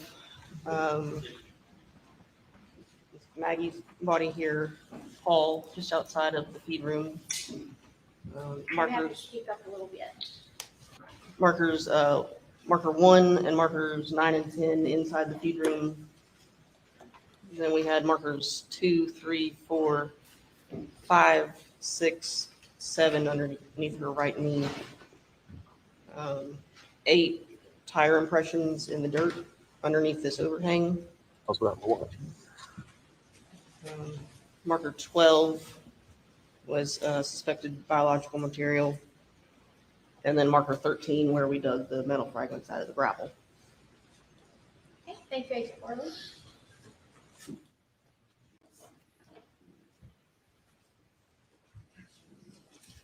Now, you just mentioned some tire impressions being here at item 8. What do you know about those? They went straight through where the overhang was, went from one end to the other. Did you do any kind of analysis on those tire impressions? We photographed them with examination quality photographs on scene. I never had any, test impressions to do actual comparison in a report, no.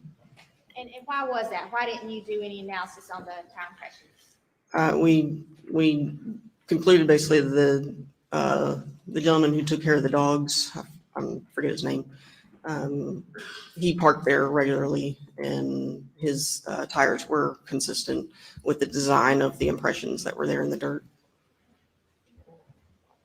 So you essentially, they figured out who the tire impressions were. Right. And it wasn't necessary for you to do any analysis. Yes. Were you aware of any other tire impressions on the scene that you analyzed? No. As far as tire impressions in wet grass go, how would you analyze those? All I would be able to do with that would be photograph it. That's not going to leave any kind of design characteristics from the tread of the tire in the grass. So I can't really do an analysis, a tire analysis of tire impressions like that. All right, while you were on the scene, did you receive any items of evidence from Colvin County Sheriff's Office, Barnadoe? Yes, I did. And what was that item? I took custody of a GSR kit and gunshot residue kit that was collected from Alex Murdaugh.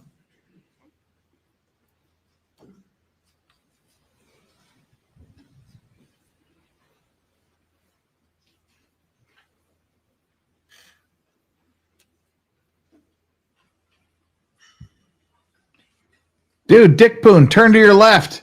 Oh, never mind. Too late. She was presenting right in his face. He's over it. He's like, there's a reason why I sent my wife off to Slovakia.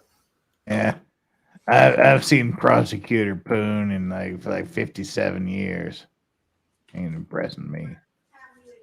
Next takes Exhibit 13, the GSR kit that Agent Worley collected from Colvin County Sheriff's Office, Barnadoe. Come on, he's old enough that there were no female prosecutors when he started. As it should be. Also, in the course of your investigation, did you gather some items of evidence from SLED agent Katie McAllister? Yes, I did. Okay, and when did you collect those items from her? On June 9th. And what were those items? I refer to my notes.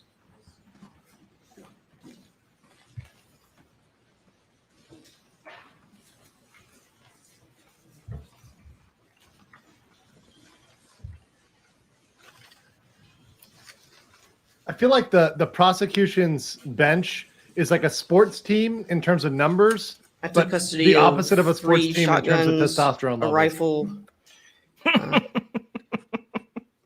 fired and unfired ammunition and empty boxes of ammunition. And what did you do with those items when you took custody? I transported we're them getting to a the close-up. lab, All had right. sled, and Jeff's submitted them awake. to the lab. And all this What would they do have now? reported on a chain of custody sheet. That's right. Yes. Someone accused me of sleeping? Shame on you. You know not whereof you speak. Jennifer, we have, without her bending over further, we have no idea, but we know what is in our minds. Can neither confirm nor deny. Those have been Willie Nelson said, "You're always on my mind. You're always on my mind." 33. Uh-oh. Dick Poon Yes. was yawning hard there. And then you collected item 34. It's nap time for Dick Now Poon. magazines containing It's already 3 in the afternoon. It's past tea time. Actually, 33 was the night vision scope on the rifle. It's time for that all Nepal. 34 was the rifle. Gotta go looking for them ladybugs. All right, and then what other items did you collect? With the numbers, please. Okay. Items 35, crack the energy 36, crank down. 37, 38, and 39, 5 cartridge cases, head stamped S&B 300 AAC BLK that were collected from the ground at side entrance door. Oh my God! Is when Dick Poon yawns, does it qualify as a queef? From Caden Calster. I was thinking he gets a good look at the prosecutor and she's like, That was an unfired cartridge, head stamped S&B 300 AAC Talcum powder is BLK. Collected from a Remington 20 gauge shotgun shell box from shelving near gun storage rack. And then item 45 was an empty 20 round box of S&B 300 AAC BLK full metal jacket ammunition collected from the gun storage room. and God, then she even makes ammunition sound boring. I know you could make it sound sexy. Those were 3 empty ammunition Extra boxes. 300 black from right here. trash. Mandingo. And then, I'm sorry, what did you say that you did once you received those items Ooh, from? hold on. No homo. No homo can. No homo, no Transported homo, those no to the homo. lab Cam, at yeah. SLED and submitted them to the lab. Apparently, the Did you, keyboard commands do not work Test properly. fire or do anything with any of that evidence that you collected? No, I didn't do any of that. Thank you. Okay, let's move on to the Chevy Suburban that was on scene the night of the murders. Andrew, I'll give you $10 if you can tell me a fucking thing she's testified to in the last hour and a half. Nothing relevant. I did. Nothing that adds to their case. This is not helping them at all. What are they establishing here? I have no idea what she said for like the last hour and a half. I literally have no It idea. doesn't a single matter. fucking thing she's testified to. Yeah, exactly. Ali, how do you make guns boring? But you do. Right. I mean, even the clearly sassy, flamboyant guy who is the expert in the motion and limine, at least he had pizzazz. Fabulous. Yeah, you put the glasses on her and it's totally Chanley. He loved examining tools. Yeah, no, you can tell when Chanley puts on the glasses, like it's her. It's 100% spot on her. I do like when she does the hair adjust thing. It's it's time for a stretch. Thank God. let's do it, guys. Let's stretch here. All right, let's do it. Let's stretch. And let's do the Megan Fox's squat time. and let's also stretch out with some memes, guys. We got a great Dick Poon meme here. Dick Poon and his paralegal. Let's see what else we got. It's the same person.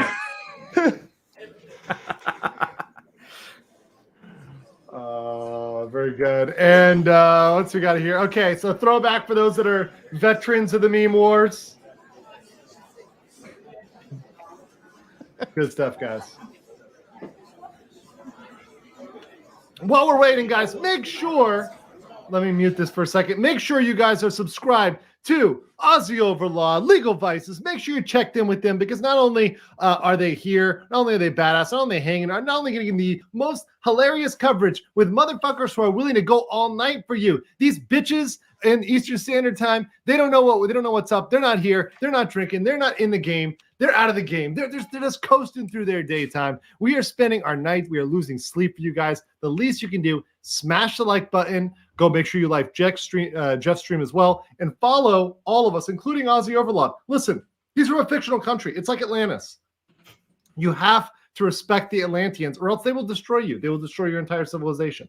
You just got to make sure that you're checked in with everybody. And Hayden, what have you been up to lately? What are some things that you've been working on your channel?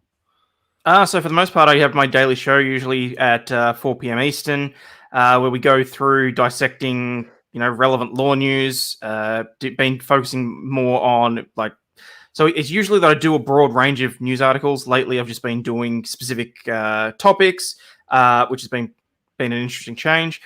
On Sundays, we always have Kinky Corner, where we look at anything randy in the news. I've also been doing what I'm calling the war on offense because I'm sick and tired of some of the woke bullshit. As I was explaining to some of Jeff's channel beforehand. Most recently, there was a school that had an issue with a young boy telling a cucumber joke in front of a class full of males. Why? Why is that a problem? That's. Well, see, it's a good joke. Tell the joke. It was a good joke. How do you tell if a woman's hungry or horny? Oh no! How? Depends where she puts the cucumber. Oh, I love it! I love it! I love it! I love it! He got up in front of his classroom entirely composed of males. There's not a single woman on the premises of the school. He got suspended because someone went home, told their parents about it. They complained, and he got suspended over that. Bullshit. No, it's complete not a bullshit. So, Jeff, but, yeah, speed round for you, Jeff. This is definitely you since you've been in Korea longer and they're arguing over some bullshit. What's Koreans people's views on the Chinese overall? You've been here 35 years. Speed round. Chinese are dirty, low class, degenerate. If you can't blame the Japanese, you blame the Chinese. Yeah, it's one or the other. 96, 97, 99, and 93. 99, is that like spooning? Okay.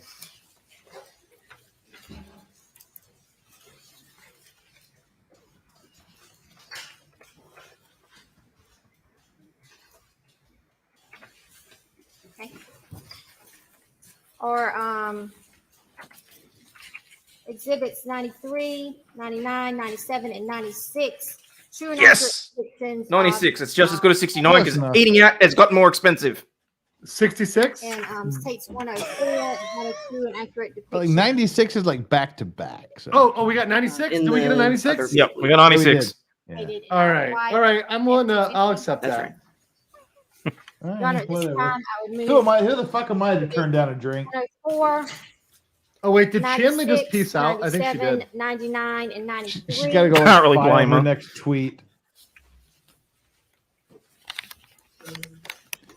She just texted me. What is it? Legal Vices. I want to jump your bones right now. Please meet me behind the courthouse, or not, depending who you're there. You're like, be there in 5. Next flight out. Wait, don't move for the next 23 hours. I'll be right there. And I'll stay hard the entire time. I don't know that there's that much Viagra in the world, is there? Law of self-defense. Get hard. Please call your doctor. Please call your doctor if Shanley causes you to be hard for longer than 4 hours.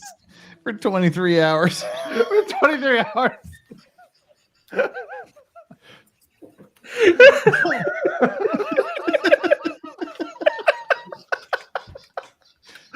I would have thought Court TV can get you hard for 23 hours. Talk about hard issues. Ever see this? Talk about hard-hitting issues. We're gonna get what the people want to know, what the people want to hear, the coverage that people want to hear. Oh shit!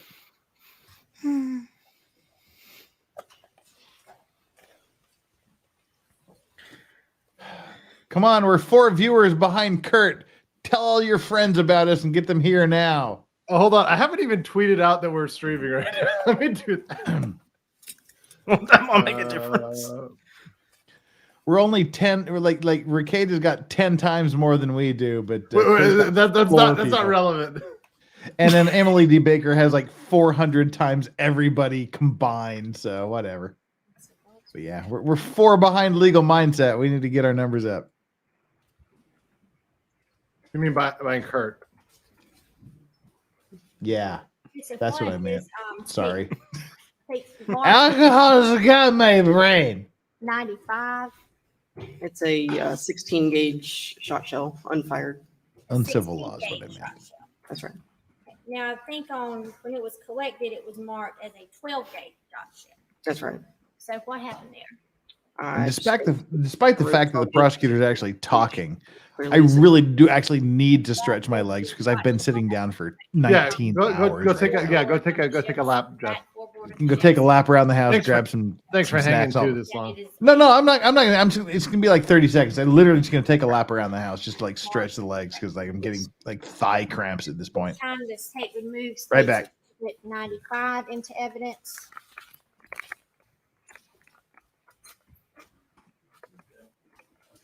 No objection. As well. Without objection. Thank you, Honor. The state would also move state's exhibits 83 into evidence. And if Agent It's admitted. Worley, if you could take a look at state's exhibit 83.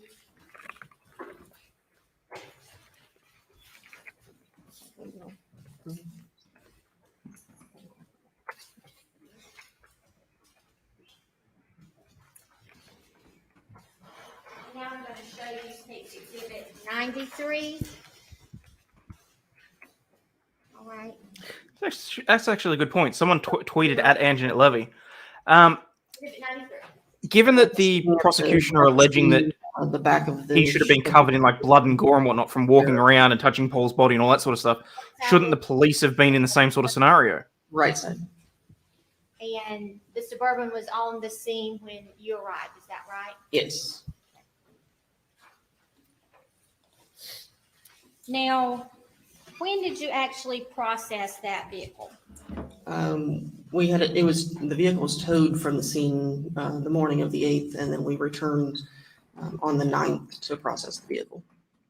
So on the scene that night, was that vehicle even searched to your knowledge? Not that I know of, no. Okay. And so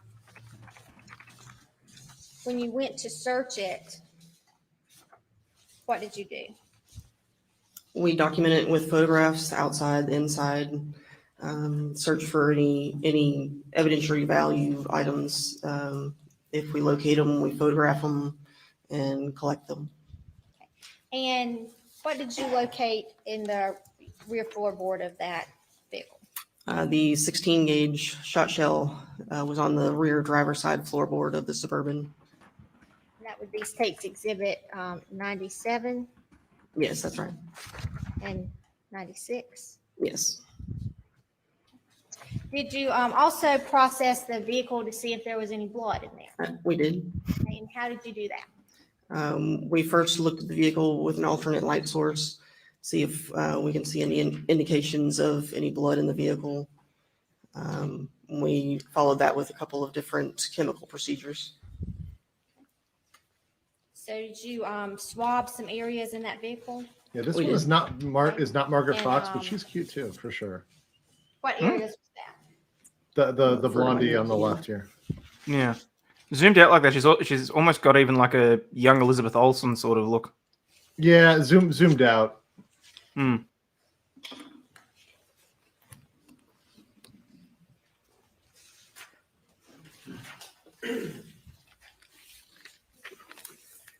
There were 10 areas total. It's the lock, unlock buttons on the driver's door armrest, the driver's side running board below the driver's door, the driver's floorboard, the front edge of the driver's seat, steering wheel, center of the driver's seat back, the front passenger door above the armrest, front passenger seat bottom, and front passenger seat back. And State's Exhibit 83 is the actual swabs that you took from that vehicle. Yes, those are. And were those swabs presumptive for blood? Yes, they were. Were those swabs presumptive for blood? Presumptive for blood? Yes, they were. And State's Exhibit 99 is where? That's the steering wheel of the Suburban.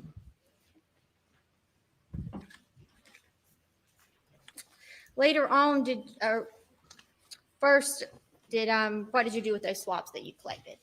I packaged them in separate envelopes, sealed the envelopes, labeled it with the description of what was inside the envelope, date, time, and initials of when I collected it, and I sealed it. And then before we transferred them to the lab at SLED.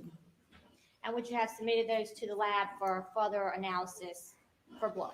Yes, that's right. I mean, we know Dick Poon is going to come up here and hammer every single one of these procedural I steps. did, yes. Could you tell us a little bit about that? Yeah, and I'm hoping he does it slightly faster and in a more From the driver's side of the vehicle. narrowed view, because she's taken forever on this. But I hope, but he did. He didn't do it additional, yesterday, and that's why I'm trace worried. DNA testing. okay, And when you He were fucked up treated at the end. In the beginning, he was okay, but at the end, he Mhm. fucked up. He went too slow. yeah. It was removed from the vehicle, included the strap, the buckle, the receiver, and then there were some hardware components that we couldn't separate from the seatbelt itself. I packaged it, I believe, in a paper bag to transport it. I'm back wondering to why the they bothered to talk about the presumptive tests, though. I mean, surely they would have had to have done comprehensive tests. Additionally, inside Who of the cares car. if it's going to glow pink on the steering wheel? If you're going to take it back to the lab and prove that it's blood, tell us about that. whole entire Right. Yes.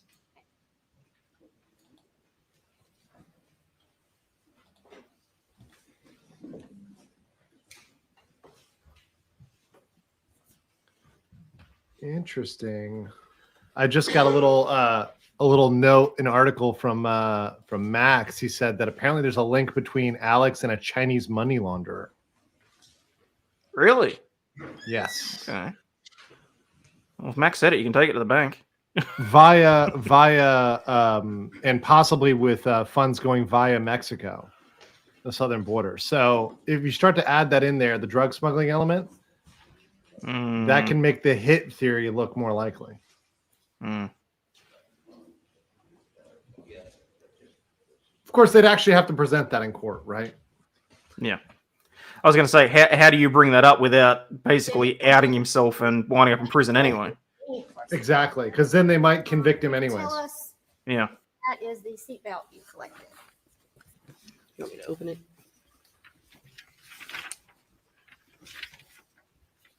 Yes.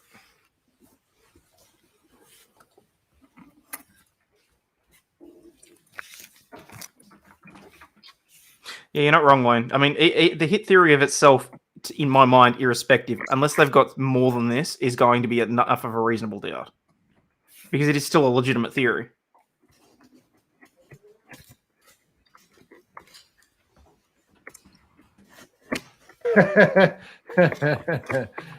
She's opening her box for everybody. Oh, I don't know if I want to see this box. I'd rather. You don't want to the see her chick in box? the You red don't want to see the inside of her box? I'd rather the chick. I would rather the chick in the red be opening her box. I'll be perfectly honest. I'd rather she That's be true, the one that's opening the box right now. You take the box you can get.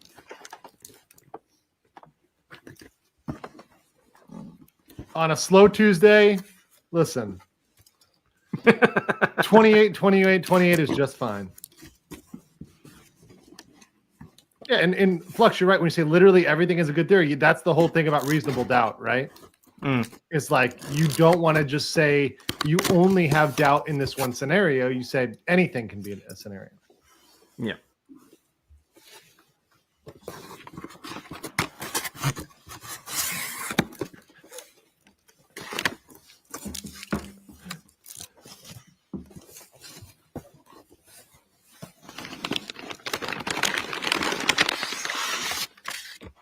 There's a bag inside of a box.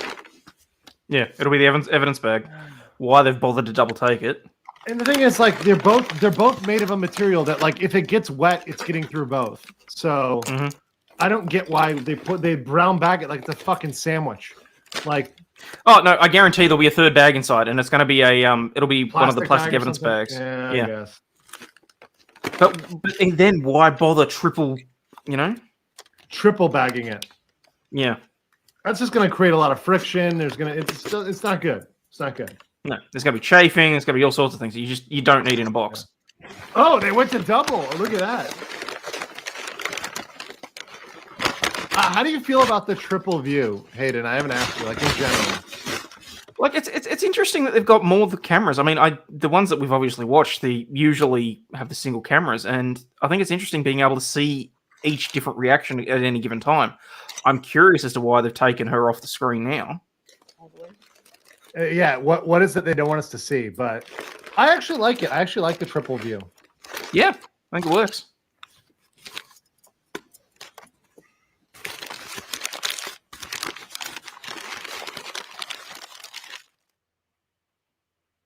That works too. These crinkling noises. How much are like, packaging is on this? This is, I think, the fourth bag. Or a third, maybe. I don't know.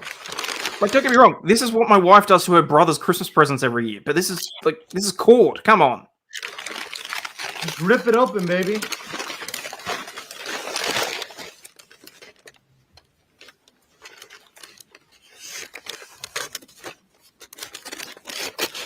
I'd laugh so hard if she's using the scissors, she actually accidentally gets the plastic bag too. After all this, she tears into the evidence. All right, I'll put out the poll there. Do you guys like the triple view camera? What did I miss? What did I miss? What did I miss? She's been opening this bag for 5 minutes. ASMR gone wrong. Did you Wait, give a what? stretch break for her to open this shit? Holy Apparently. shit. Interesting. Also, Jeff, how do you feel about the triple view camera? I wanted to ask that. I like it poll right now. Whether people like it, whether you hate it, or whether you don't care. I really do like it. I think it's good. Yeah, I think it's good. I mean, it doesn't necessarily get some of the detail you want. Like, if, for example, I remember like Johnny Depp, and you really wanted Amber Heard to and just see her facial expression.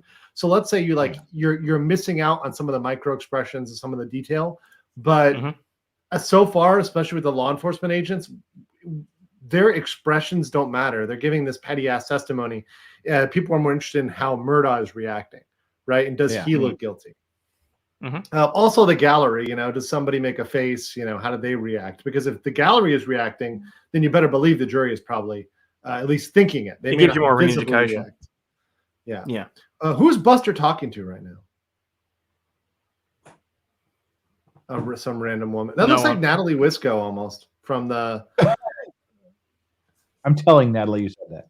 Yeah. Oh no! Literally, it almost looks like her from the side, from back here, like a distance. Almost. Let's see what we got here. Oh, I can do a. Let's see. Do I have time for that? I don't know if I want to do a grift right now. I'll do my obligatory grifting later. Jeff. Yes. So far, are you feeling like they're going to get a conviction here? What's your percentage chance based on what you're seeing? To date, 0. There's literally been no proof that he had anything to do with these murders. Yep. None. Yeah. Oh, there's Margaret Fox right there. That's her. Yeah. Oh, that is her. Yeah. They're focusing in on her horn book. Yep. Oh, she's got the stiletto heels. Look at those stiletto heels. So her Jeff, and I've changed the camera angle. Yeah. She's got those good Fuck cheekbones. you, chandelier. Yeah, at this point, there is 0% chance of a conviction as far as I can see. Like, literally 0. Yeah. They haven't shown anything to say that he had anything to do with these killings. Right.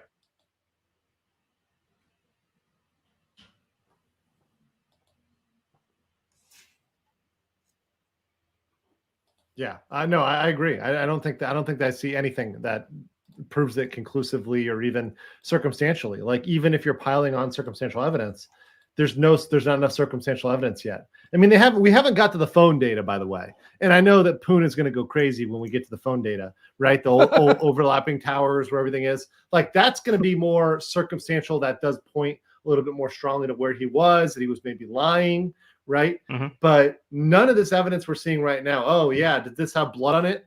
Okay. And, like, whose blood was it? Who did it match to? Yeah, just doesn't come off here. Hunch says for 10. Appreciate it, Hunch.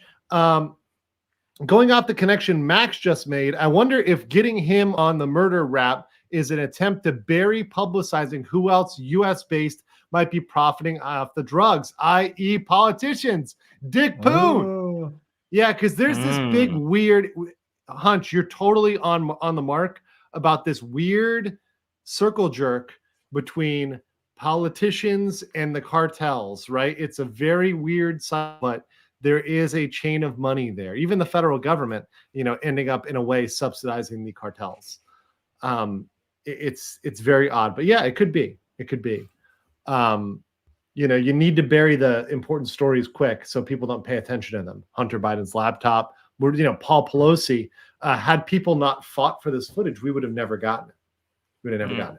All right. I feel like they just did the we'll be right back. So I have time for my obligatory grift. So, guys, this is my obligatory grift here. I am going to shill the product that I am behind now. Rumble is now sponsoring me. Thank you, Rumble, very much for sponsoring me. And my sponsor is the company Field of Greens. Appreciate that, guys. Field of Greens is a product that helps you supplement your vegetable use. You can eat 5 servings a day. That's 5 servings of vegetables. You're going to eat them for breakfast, lunch, dinner, second breakfast, second dinner. No, you're not actually going to do that. That's bullshit. Like, you're probably going to get vegetables in 1 or 2 meals a day, max, probably 1 or 2 servings of vegetables. So even if you're healthy, even if you're a guy who goes out there and you eat what you want to eat, go Field of Greens. Great supplement that actually takes real vegetables and puts them into their product. It's not just it's not just an essence or an abstract or something else. It's great. It's actual product. I've used it myself. I used it when I was trying to get healthy. Actually does work. Recommended. It was actually one of the products my trainer recommended immediately when I was looking to change my diet and get healthy. And if you head over to their website, which is in the description, link is in the description, and you enter promo code MINDSET, you receive 15% off. So if you've had that resolution to get healthier, go over and check that out. Field of Greens. And thank you for sponsoring based creators. There's very few companies that enjoy capitalism and enjoy truth that will be out there to support creators like myself and Nick. What the fuck? So Law and Crime just did some weird ass intro music in the background. I had the music still on, and they've got some weird sounds. Let's see what else we got here. Oh, we never finished the timeline. So let's finish walking through this timeline. We stopped on this. Okay. So we stopped on Alex's dad dying in the hospital 3 days after his wife and son were shot. So on September 3rd, he got exposed for his financial crimes. Then a day later, so 1 day later, Alex, and this is it, I will say this does have some assumptions. And by the way, I do agree with you, base confirmations. They probably are trying to do that. Like, they know people are watching, so they're just playing it to troll people. Yeah, for sure. But anyways, I'm smarter than them. He allegedly hired Curtis Edward Smith, a client, to shoot him in the head while he was changing a tire. He said his motive. Cousin. That's his cousin? His cousin. His client, brother cousin. Yeah. I mean, it's South Carolina in a very small community. This is why you don't represent family. They're probably all related within a couple generations. Yeah.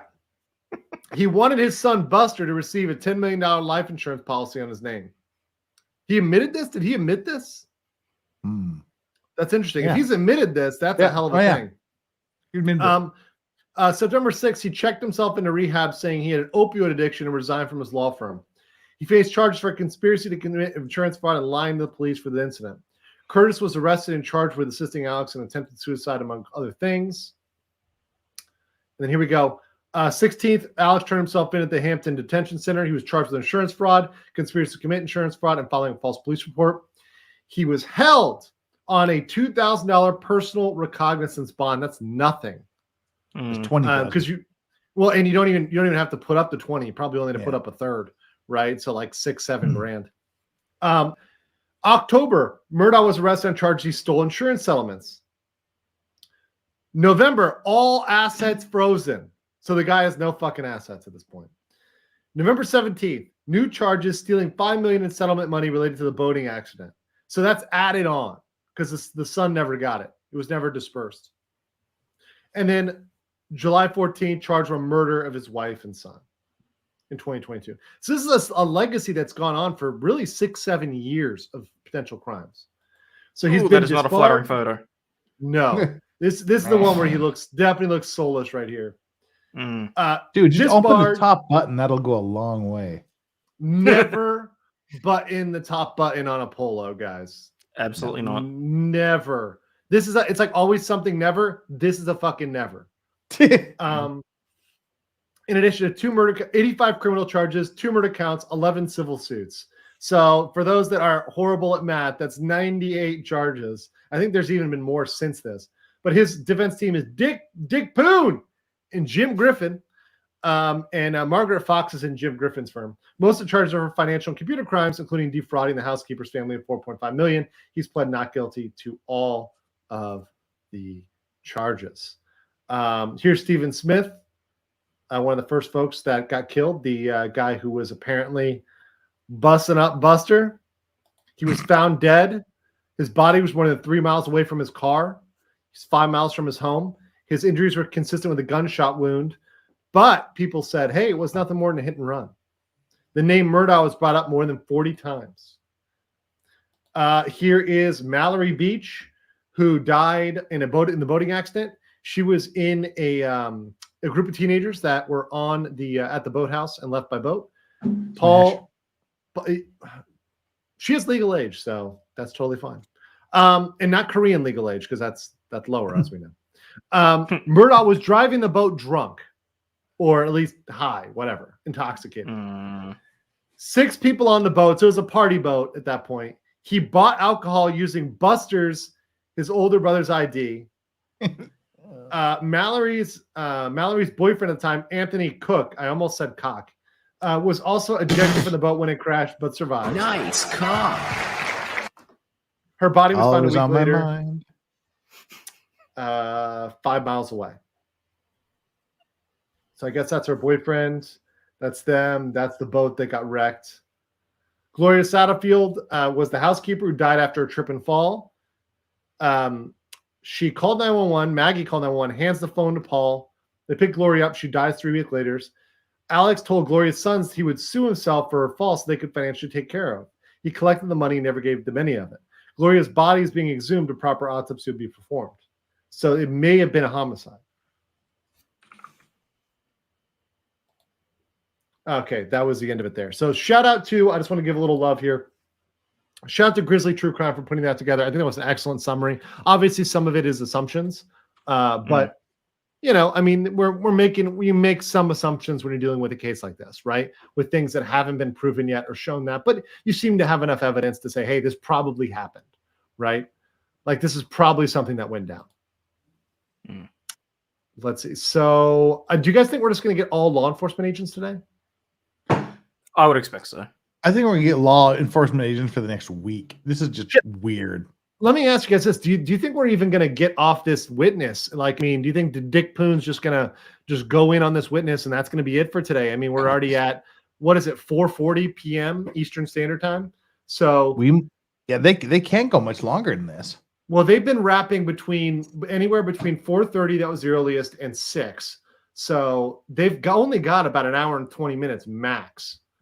I don't have an hour and 20 minutes in me. Yeah, I mean, you go as long as Jeff. Thank you for hanging out. I know. I mean, we're both in the same time zone, guys. It is 5:40 a.m. for me. Hayden's up even earlier. The fucking sun's out. The drop bears are attacking. You know, the syphilis is a raging. I mean, it's really going crazy there. Whatever. It's all good. It's the same shit in Australia. So guys, make sure you guys are subscribed and liked, and thank you so much for hanging out. Hunch says, Hayden, this family is South Carolina gentry, so less banjo and jaw harp, and more seersucker suits and mint juleps. Oh, that's a good idea. I'll do some Okay. mint juleps for Monday Yeah. stream. Oh, we should do that. That's actually good. I can mix a mint julep. I gotta find some. I mint love mint between now juleps. and They're then. tasty. And they'll have it at like I've got like the Hyundai mall near me. So in like the bottom, they have like the fancy store where they have like the fancy Yeah. shit. So they've got mint. $10 mint sprigs. Yeah, whatever. It's worth it. You guys will somebody super chat me for the mint sprigs, okay? You know, we'll get authentic mint sprigs. Fucking Korean prices. But that being said, I mean, I can't complain. I think like I got like 3 drinks for $1. There's like $1.10. They were 2 + 1 on the teas. So I do love. Because if anyone likes teabagging, it's Andrew. Yes, late night teabagging only, sir. Late night with 2 dudes. Right? That's never the answer. Not even in jest, my friend. Ozzy's gone. Ozzy's out. He's out. He's out permanently. We've lost him. Hold on. Oh, we're back. Hold on. Let me get this back up. MMF is never the answer. Nope. MMF or MMM? That'd be MMM. No. Nope. Is she still trying to open his fucking cheeseburger? Holy shit.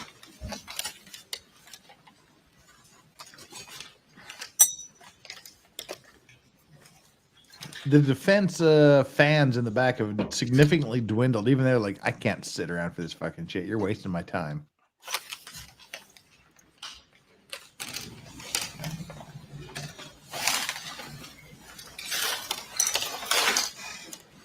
Longest open ever. So if you can tell us what we have there. What the fuck is that? A carburetor? Wrap. The They removed the entire seatbelt unit. the buckle. Kind of stretch it out. For a It's a splash buckle. of blood that they supposedly touched on it, they've It's a removed the seat entire thing. That's a seatbelt contraption. Mm-hmm. Where it was mounted on the side of the vehicle. She's never been mounted. Okay. No Fine, comment. Go without a strap on anyway. Headed to the lab for testing. Is that right? Yes, that's right. We'll turn this down a little bit because these fucking sounds are out of control. Takes Exhibit 100 into evidence. Yeah, I would not want to go to Christmas at this detective's house. Nope. It's like January 5th. You're like, could you just fucking open the present? You gotta go back to work. Your Honor, I thought we agreed. Even she looks pissed off about something. Martha's right. She's disappointed with the present. She got through all that. She's not happy with the present. Oh, She's that guy disappointed. didn't fucking seatbelt. It didn't come with enough blood. I wanted a Barbie doll and you gave me a fucking seatbelt. And if you'll turn your attention to the screen Where's the rest of the there, car? seatbelt down.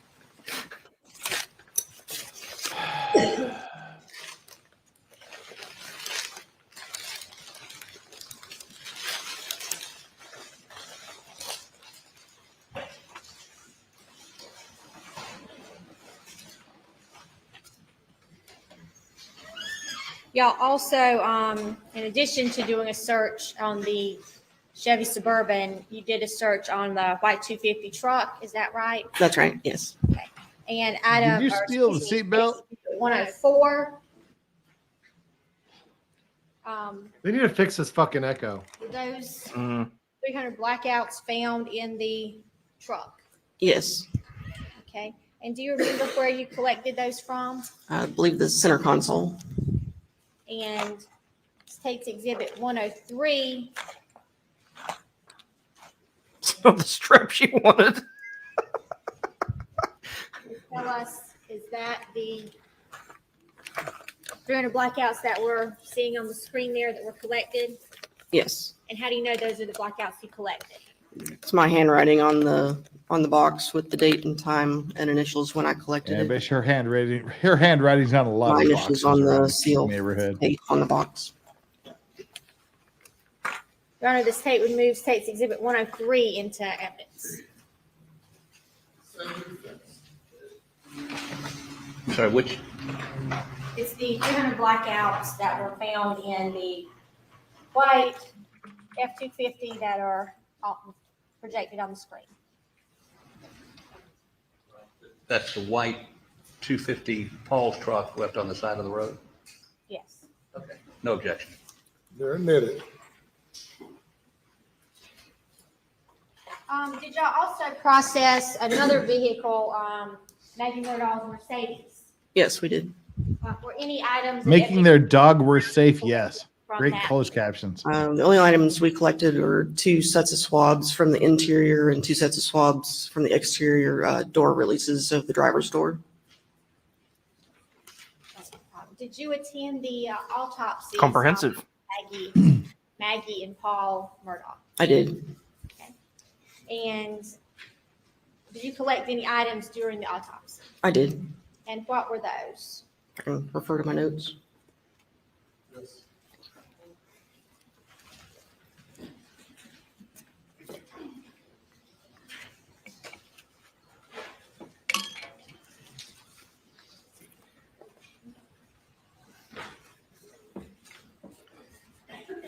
There were items that were collected during the autopsy that were transferred to me via chain of custody forms.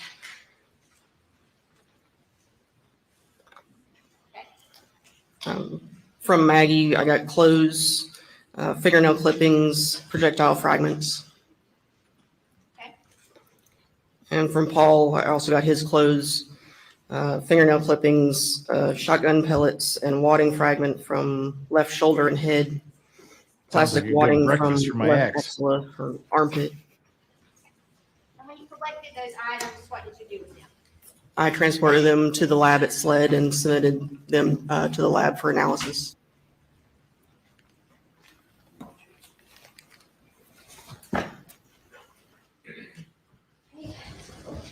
Agent A Worley, chair for Lee. I'm item going to. 69. I'm going to show you items. Marks.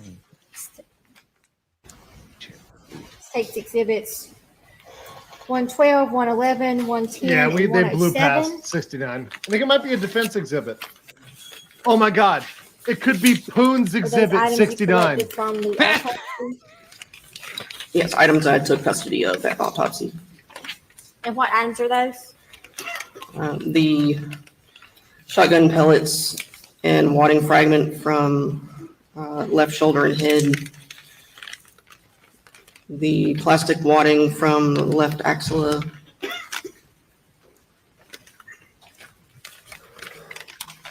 Would it help you to open that bag up? I am putting back on.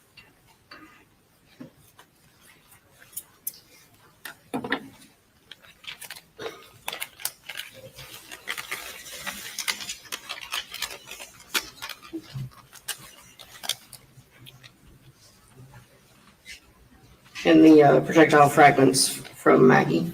Okay, so we'll take those items out one by one. Okay, so what is that item? Wilma Flintstone there in the middle. Items 66.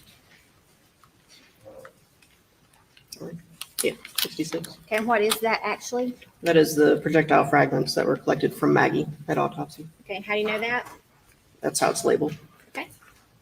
We'll mark item 66 as State's Exhibit 112.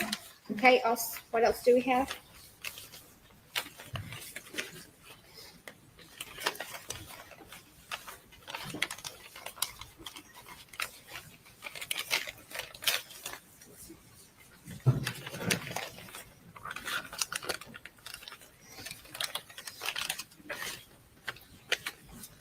The item 69, plastic wadding from left Well, we got axilla it! collected from Paul's Item autopsy. 69?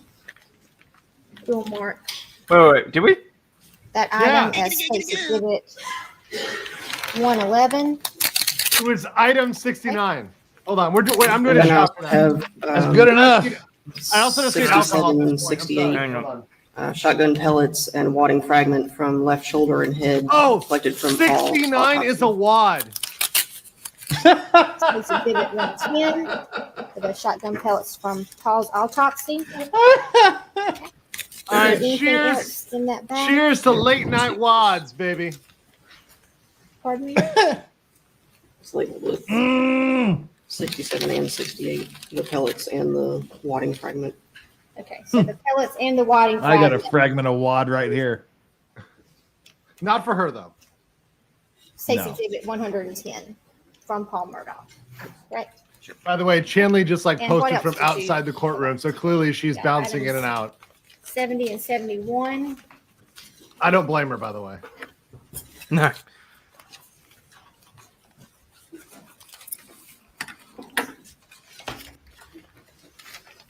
Hi Yoda, what's up?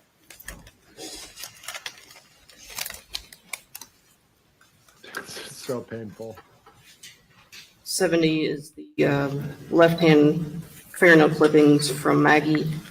I don't give a shit what 70 is. 71 is the right-hand fingernail clippings from Maggie. Okay. And those are marked as State's Exhibit 251.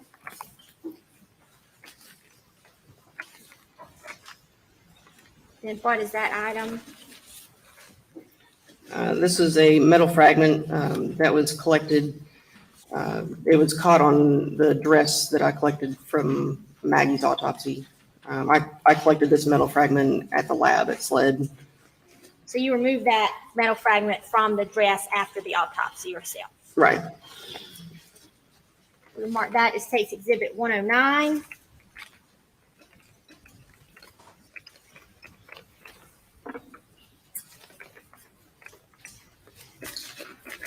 And you continue to mark the two drawers. I apologize, Your Honor. Sorry.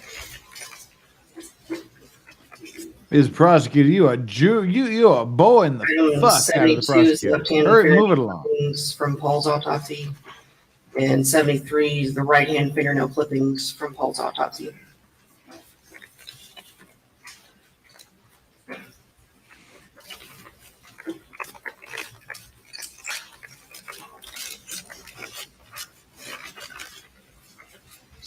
Mark as State's Exhibit 252. Then State's Exhibit 113. What does that appear to be?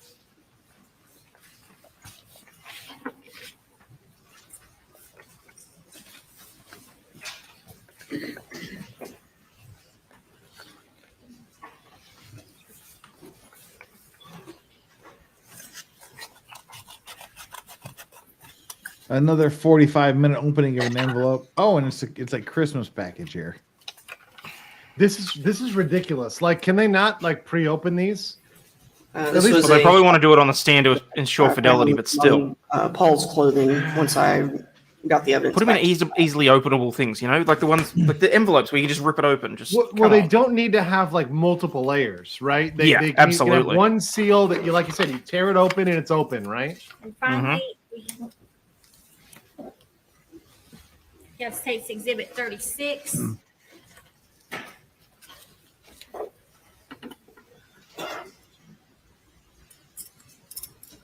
Oh yeah, I do. We do notice the constant rocking with Murdaugh. I mean, for me, I move around to stay awake, but I mean, it's 5 a.m. over here, 6 a.m. You know, but Murdaugh does have some ticks. You can argue Is whether this those one are of them? valid or not. Like, is that a valid response in this situation? We could debate that, right? Yep. Oh my God, we can debate whether she knows how to use a fucking box cutter or not. Oh my Lord. No, there's no debate. She does not know how to open a simple box. Might be why she's always so cranky. Yeah, exactly. That box hasn't been opened in like 25 years. It's like the Covered in fucking cobwebs sloth and from Zootopia or whatever it is. Like,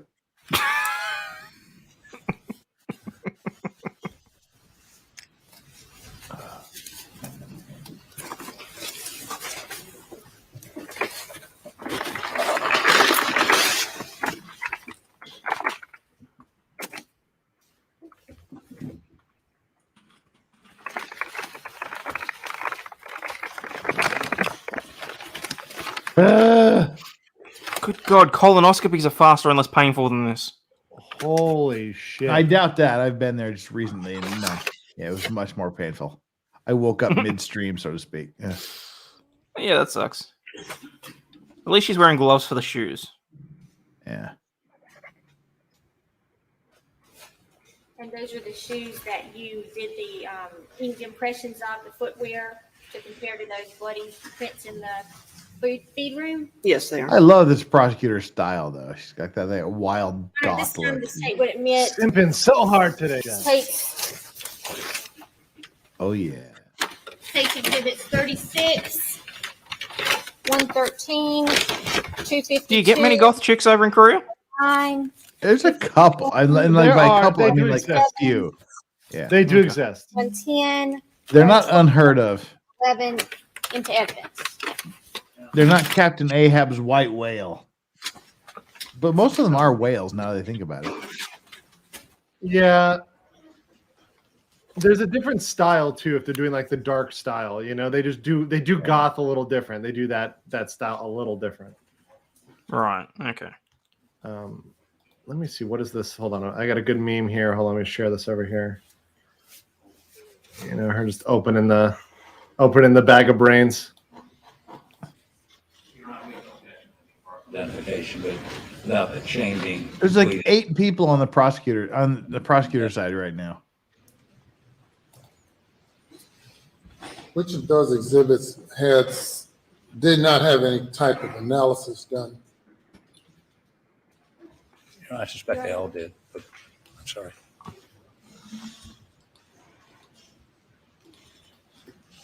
Yes, Your Honor, I believe they were all analyzed in some way. Mark for identification. Thank you, Your Honor. Okay. That proves what? Okay, Agent Worley. Like what did that do, Poon? What did that do? Also, in this Wow. case, we just talked about Paul and Maggie's clothing. Did you analyze the defendant's clothing? I did. And I think we said earlier that his clothing was collected from Agent David Owen, Yes, and you received that clothing into your custody and submitted it into the SLED lab. that's right. I took custody of the clothing before we left the scene. So what kind of testing were you involved in regards to the defendant's clothing? We processed the T-shirt and the shorts with LCV. It's a presumptive test for blood. Now, what is LCV? Leucocrystal violet is a presumptive test. Looks for Yeah, half the hemoglobin gallery is component cleared of out because blood. they're bored. Yeah. Mm-hmm. So what Now go happened? ahead and explain what a presumptive test is and why it's not conclusive. Oh no, If don't do that. Reacting to Please, the for the love presence of Christ, blood, don't do that. It's a presumptive positive test, and it'll turn purple. Oh, purple. Can LCV react to other things besides blood? It can. Like what? Bleach, rust, I think are the main ones. All right. So when you process the defendant's clothing with the LCV, what did you find? There were several areas of staining that we had a presumptive positive result, several on the front and a few on the back of the T-shirt. And what about the shorts? In the shorts, there were a few on the front and back. So when you got that presumptive test with the LCV, what did you do with the shirt then? We documented the entire process with photographs, starting from taking it out of the package to before we did anything at all with it. We took photographs of the front, the back, inside and outside. Once we sprayed it with the LCV and saw all the stains that we saw on it, we rephotographed it again with a scale, without a scale first, then with a scale for each stain. Then we laid the shirt flat and labeled each of the stains with a letter and photographed it again with that letter and a scale in the photograph for each of the stains. And you did that for the shirt and for the pants? Yes. Okay. And as far as your analysis goes, after the shirt was processed and shorts were processed with the LCV, did you do any further analysis? No, I did not. And now after something has been sprayed with LCV, what happens to that object? Over time, any area of the object that came in contact with the LCV will oxidize and the entire thing will be purple. So like right now. But let's be clear, people. He could have rubbed up against something that was rusty and it would give the same reaction. Purplish blue. Would it eventually turn purplish blue even though there's no blood on this paper? Yes. All right. All Let's move ahead to the search of Moselle. Okay. Was that property eventually searched by yourself and other agents? It was. And All when right. did that occur? September 13th, 2021. And that was several months after the murder took place in June. That's right. And what parts of the area or the residence were searched? We searched the entire residence. The main focus was the gun room on the first floor. Okay, so could you kind of, I guess, describe the property and the areas that were searched? There's the main residence, and then also there was a cabin closer to the kennels that faced Moselle Road, and then also the workshop that was located near the kennels. Okay. And is the residence a fairly large residence? It is. And you searched the entire residence? Yes. And you mentioned the focus was on a gun room. Yes. Where was that located in the residence? It's on the first floor. And what did you find in the gun room? By the way, important question from Hunch. What is drier, the detective's kitty or the packaging of the evidence she was just opening? Jeff. It's a strong take. Of interest in the gun room when you searched it? It's hard to tell. We did collect several items from the gun room. Take it.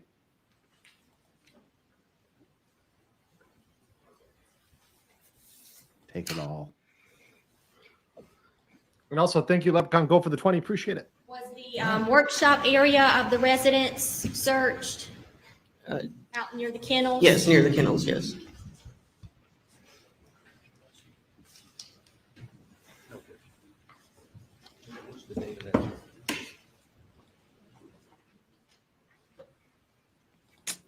Agent Worley, I'm going to show you States Exhibits 124, 123, 122, 121, 120, 119, 118, 117, and 116. Could you tell me if those are pictures taken during y'all's search that day? Just wait till Jeff or Hayden knows. What? Nothing. No. Okay. Yeah. No. Nothing at all. I should mumble, Are those Jeff. true and accurate depictions of the search of the residence of Moselle and the workshop area? Yes, they are. Go leave that Your Honor, there. at this time, I would offer States Exhibits 124, 123, 122, 121, 120, 119, 118, 117, and 116. Can we go back to 69 yet? Look, you got to give it to her. She's good at reading exhibit numbers. Agent Worley, States Exhibit 116, a picture of the gun room there. Yes, it is. And States Exhibit 117, Yes. it appears to have a pool table and a little workout bike in there. That's right. She's a Snorlax. And do you recall whether this door in the picture exits to the outside of the house? Yes, it does. States 118, is that the gun rack in that room? Yes, it is. Now, when y'all did the search in September, were any of those guns collected that day? No. So these are additional guns to the guns that had already been collected by SLED agents. That's right. Was there a lot of ammunition in that room? There was. Okay, about Takes 119. Is that a box of ammunition, Yes, it is. mixed ammunition? Right. In fact, was there this whole bookcase we're looking at over here? Was that just full of ammunition? Yes. An ammunition bookcase? An entire bookshelf full of ammunition. Takes exhibit 120. That was also on that bookshelf. Exhibit 121. Yes, That is 300 blackout ammunition from this box that's right. on the bookcase. Yes.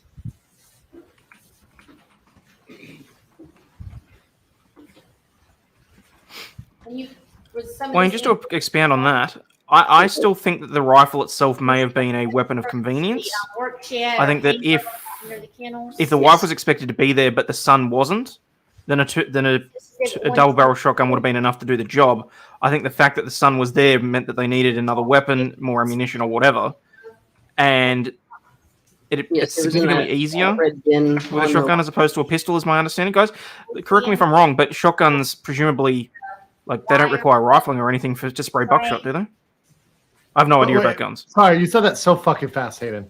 Can you simplify that question again? Exhibit 123. Can you? Are you When you asking- shoot a Turn it down to shotgun, like 8. Yeah. Yeah. Some of the ammunition. that when you was shoot a left. shotgun, does it require rifling to shoot straight? No. And is it possible to? 300 Shotguns don't have BL3. rifling. That's the whole point. No, I didn't think it did. And So, then- is there any reason why you'd be able to recognize which gun a shotgun shell was shot from? No. And You item can't even 124. do that with a rifle. Those were The only the thing is you can identify the type, Boxes of but not the 300 specific blackout gun. ammunition photograph. Oh, so like CSI and that sort of thing's all full of shit. Bullshit. It's bullshit. Some of Yes. those. There you go. Okay. There you go. Talked about that with Steve Gosney. It's bullshit evidence. Not this one. Learn something new every day. That y'all found was collected. And yes, for guys, I know you can get a Is that correct? specific Yes. rifled barrel for slugs. That's not standard equipment on a shotgun. Fucking nerds. Anyway, Wayne, the nerds. point that I was trying to make is that I'm willing to believe that the shotgun was intended for the wife, and the son just happened to be there, so a second weapon was needed. So he just Okay. caught the shot. He just caught the shotty by coincidence. I don't I know. just think his wife's a fucking cheat. Yeah. You reckon? Reckon.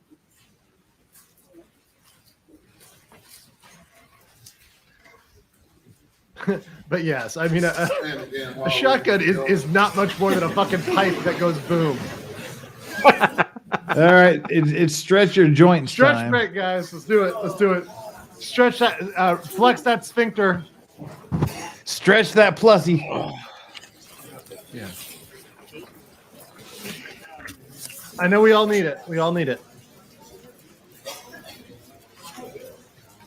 Okay, I heard a request for a summary so far, so I'll put some pause. Like fine, Jeff, I mean, you were here morning and afternoon. What the fuck don't have ask we me learned this today? question. Like, no, I mean seriously. Like if you had to put into a sentence, it's like law enforcement confuses us. Like, That'll do it. or bores us to death. Makes me want to Law enforcement provides no evidence, nothing to put forward any sort of case on behalf of the prosecution, wastes everybody's time, and no answers were given about the chicken. That's pretty much your basic summary. I don't give We a shit still- about the dead bodies. I want to know the chicken. Yeah. I mean, why are we? Why is the chicken part of the evidence? Oh, I am a little bit interested in like what, like there was blood on the seatbelt. Okay, whose blood? Like, where was it? Whose blood? I want to know more about that. Like, they didn't. That's what I was saying. Why are we talking about the presumptive tests? I don't give a fuck. Okay, fine. There was a presumptive test. We know that there was blood on the thing. Tell us whose it was, and there was a proper test done that it actually was blood. Right. It's like they're Right. walking you like consistently 3/4 of the way down the path, and then they just jerk the rug out from underneath you and start talking about dead chickens. and Some, shit. yeah, exactly. Some other piece of evidence, which is just totally extraneous.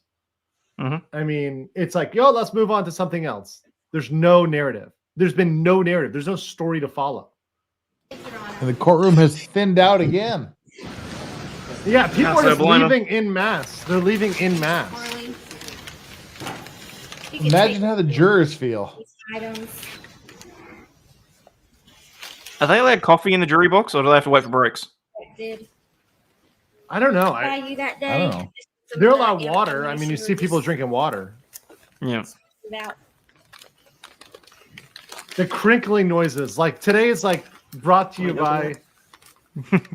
Brought to you by those thoughts on Twitch with doing ASMR. Oh God. Imagine this detective as a Twitch thought. Oh, speaking of which, did you see that guy that came out swinging saying that because he got banned off Twitch, and the first thing he did when he came back was start basically taking pot shots saying that hot tub streams on Twitch should be banned? Sure. I mean, that's an old take, but okay. Are they zooming in on Buster? Ooh. He has lost a lot of weight since He's that lost photo. a lot of weight. Still looks like a bitchy Conan O'Brien, though. Collected. Well, but he looks they- less that's weird. Look at his gene pool, you know? Like Oh yeah, compared to Alex, like he looks normal. Comparative. got the slightly deeper end of the gene pool. Desk in the living room was the cabin that faced Moselle Road. Oh, goth chick, make me be yours.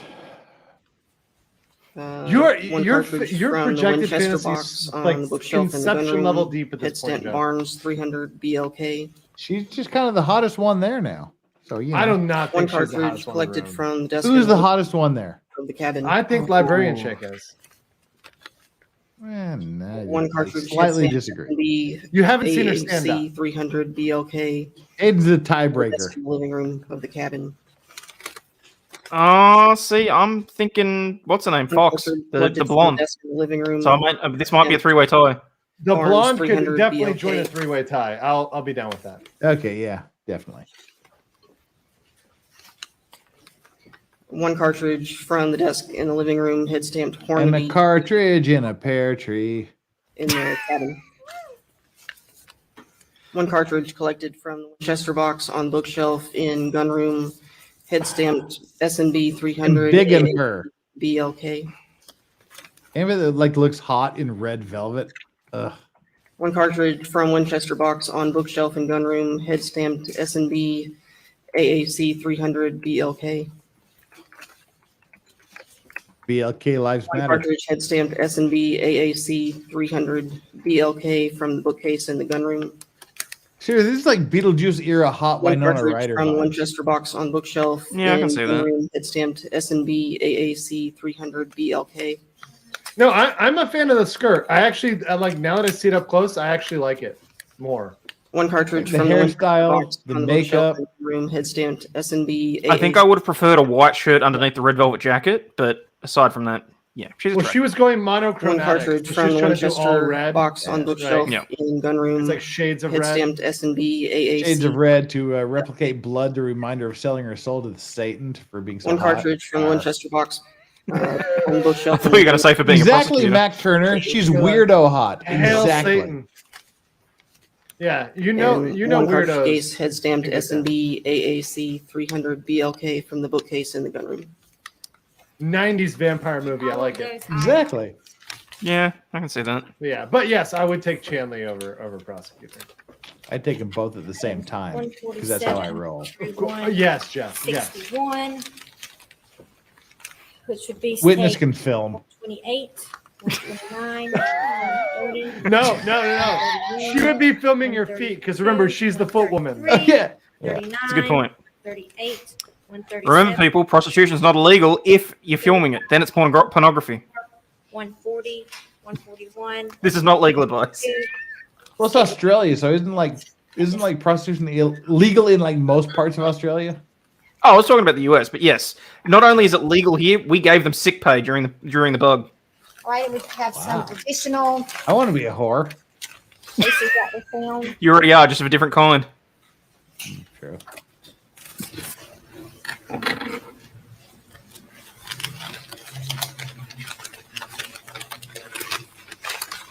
God, if I hear crinkling noises, it's going to become triggering to me now. Yeah. It's like they're continually opening packets of potato chips. It's like, what the hell? One unfired shot shell from estate box on bookshelf in gunroom, head stamped Winchester 12 gauge. That will be states 149. One unfired shot shell, head stamped 12 gauge federal from red bin on workshop bench. Okay, so there's some 150. shotgun shells at a hunting lodge. Are One you unfired fucking shot kidding shell, me? head stamped 12 gauge federal from the red bin on the workshop bench. That will be states 148. One unfired shot shell from nightstand in Paul's bedroom, head stamped Winchester 12 gauge. I don't know, One Marco. shot- I only looked into the ones about the females. One shot shell in his bedroom? One unfired shot shell from Kent box on bookshelf in gunroom, head stamped Winchester 12 gauge. This is a dangerous precedent, by the way. One Yeah. unfired shot shell from the estate box on bookshelf in gunroom, head stamped Winchester 12 gauge. That's 145. One unfired shot shell, head stamped 12 gauge federal from red bin on the workshop bench. That will be states 144. And another unfired shot shell, head stamped 12 gauge federal from the red bin on the workshop Well, bench. heads up. I think I got about 3 minutes left in me here. Okay. 143. I know we're probably about to wrap soon enough. We probably under you have 30, to 45 be. minutes. These items I mean, but exhibits into evidence at this time. thanks for hanging out, Jeff. Really appreciate it, man. And I am You're I'm ready good. for a break. I'm ready for the weekend. What else do we have there, Agent Whirly? Yeah, my weekend started like 11 hours ago. So, woo! Are those like safety scissors with the rounded ends? The ones they leave on the short bus. Yeah. Yeah, guys, the jury must be One completely cartridge lost. case, and head confused. stamped S&B 300 BLK from the Sable and Oak bag in the gunroom. So this states 126 is from the gun room. One cartridge case, head stamped Hornady 300 BLK collected from Black Ford. Yeah, F1. I've got to be on Flex's stream in like 4 hours, so whatever. Woo! It would be states 127. The state would move states 126 and 127 into evidence. See, Bass says at this point, it's equally likely the chicken was responsible. Yes. Probably. At Damn this straight. point, I would believe that theory. Like States that they were exhibit choked out by chicken. 126, Like one Charlie Sheen in Hot Shots, chicken can be a S&P weapon. blackout, All and 127. right, no, maybe they're trying to shoot the chicken. The chicken ran up its leg, he misfired, pulled the barrel the wrong way, blew his own brains out. We don't know States at this exhibit point. 127. But that's Good the enough level of for me. ridiculousness we're at. Blackboard F-150 Good enough for me. under the driver's seat from a search on. Let Agent Worley It testify was- here. That same search. She's that got a day. good smile when she smiles. She's actually got a good smile. I actually like that. Yeah. Come to me in my dreams. Your Honor, I got like 10 minutes from now. Come to my dreams. Give them a break. Nobody's car that's involved in this would be relevant. Shut Minute up. of objection. Thank you. This is-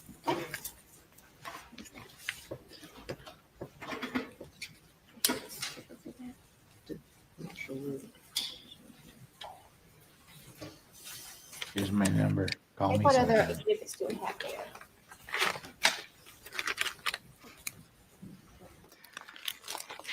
These are magazines containing ammunition. See, One of people, this them- is what happens when you don't send Jeff enough super chats during his streams. He gets really thirsty. The shelf in the Yes. gunroom. Very thirsty. And then the other one is a magazine containing cartridges, 300 blackout cartridges collected from the Black Ford F-150. She's been Okay, black. so this items kept collected from the black. Collected from the black. F-150. That truck was searched that day too, There, it was, yes. and Jeff, I know you got to bounce. Where Thanks was for that hanging truck out. at? For I was gonna say that. Yep, it's like 5 20 hours, after. man. Remember correctly. If I don't Appreciate leave your now, brother. I'm just gonna kill myself because this No, is it's just fine, man. fucking boring me It's to fine. tears. We'll be back. We'll Was be it on back the on property Monday. tonight, You know, we'll catch it on murder? Monday. Appreciate It you. Thanks might for have been hanging the one with that me. was Thanks for parked doing this dual off, coverage, guys. You're gonna get the away best from the coverage from the workshop. Law Racks Do you know why and that over truck here was on my such that channel. day? So make sure you guys stay tuned It was because we're on riding property, this out and together. We're the search suffering warrant together included- To the throughout the end. night. And 4 hours from now, I will be on Flux's channel, House of Flux, all one word, 2 X's, Which one of these for our was? unexplained stream talking about dreams. That's from the Speaking of Sounds dreams, good. I'm going to go have some wet ones. Shelf in the See you gun room. later. See you, brother. Lyrax out. Peace, brother. Bye, guys. See ya. Or you damn what? the one from the Oh, he's gun good. room. Okay. Let's- one from the gun room. This one. Let's see. Wait, what?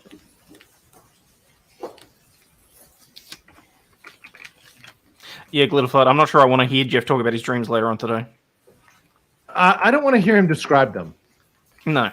So State's Exhibit 152. What did you say that was? A magazine containing 300 blackout ammunition collected from the shelf in the gun room. State would move States 152 into evidence. Okay. And then we had States 258. What was that? Cartridge collected from the workshop bench, head stamped Barnes 300 BLK.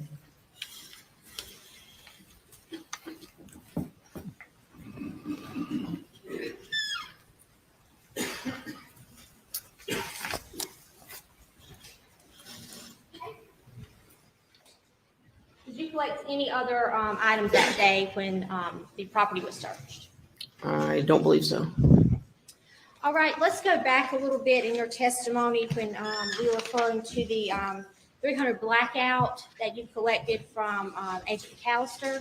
If you wouldn't mind looking back at your notes.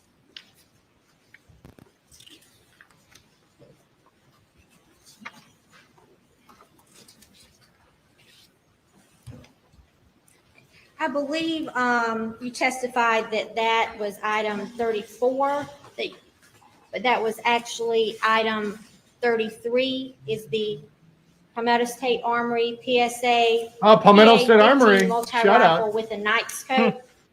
I bought my Yes. handgun from them. That is Oh, there you item the gun. Very good prices.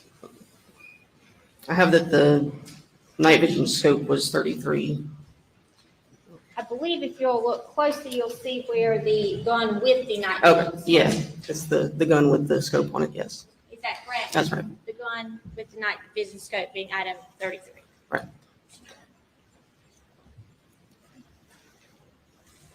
And then to clarify, item 34 would be the 130 round magazine containing the multiple S&B 300 blackout cartridges. Is that right? Right, it was separated from the gun when I took custody of it, so I logged them in as separate items.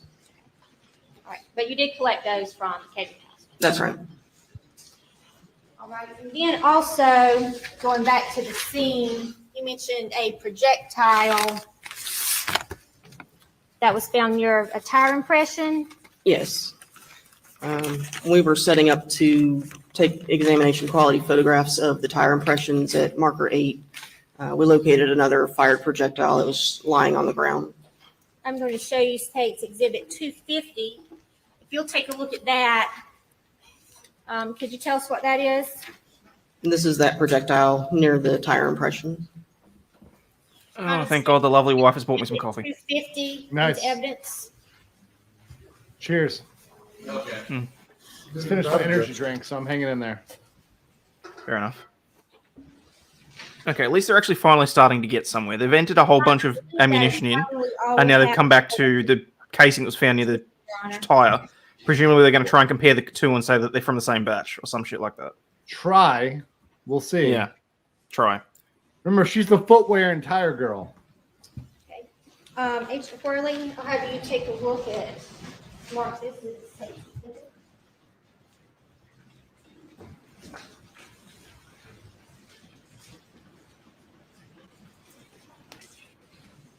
recall collecting the shotgun from Officer Green, Yes, or Sergeant Green? When you collected that gun, did you swab it?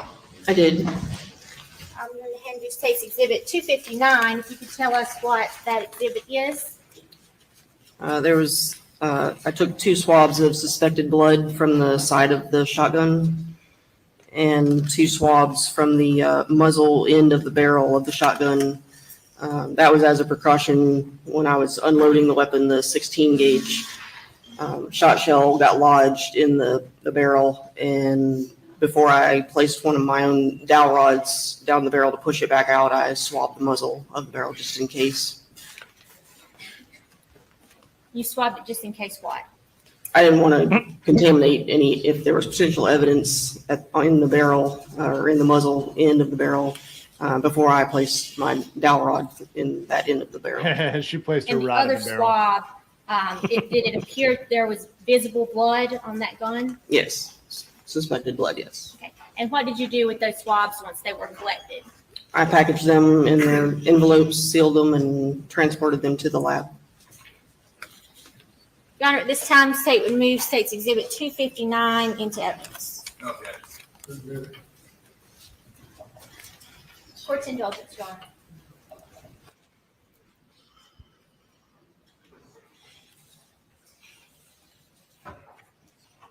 Okay, well, don't take too much indulgence because we're pretty late in the hour's getting late here, girl.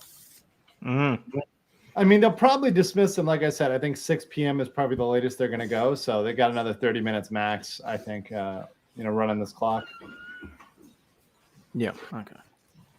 I don't think they're getting across. There's no way. Oh, no. Absolutely not. No. Not with the way they're dragging the feet on this. No, and Poon's going to go through every single piece and at least have something to say about it. That would take more than 30 minutes. I mean, this witness has been on the stand for how long now? Yeah. 3-4 hours? Yeah, she was before the swap over. No, so yeah, no. Yep. Bias, it is. Oh, wait, no, hold on. Am I wrong here? Wait, correct.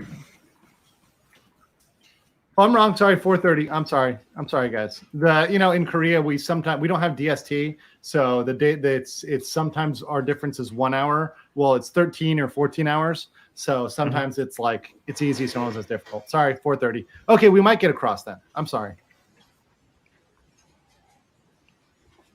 You're good. That's what happens with international time zones. Well, see, I have the clock on my stream deck, so I know what time. But I was bowing to the American. But no. But even then, I think the cross could. So let me just put it this way. Let's say Dick Poon starts a cross within the next 30 minutes. I think he's going to go more than an hour. Oh yeah, we're not done with her today. Either way, we're not done with her today. I'm going to have you take I don't think she goes away State's today. Exhibit 260. Look at how confused Poon looks. Well, he's probably thinking what the rest of us are. Why the hell is this taking so long? What is this adding to their case? Right.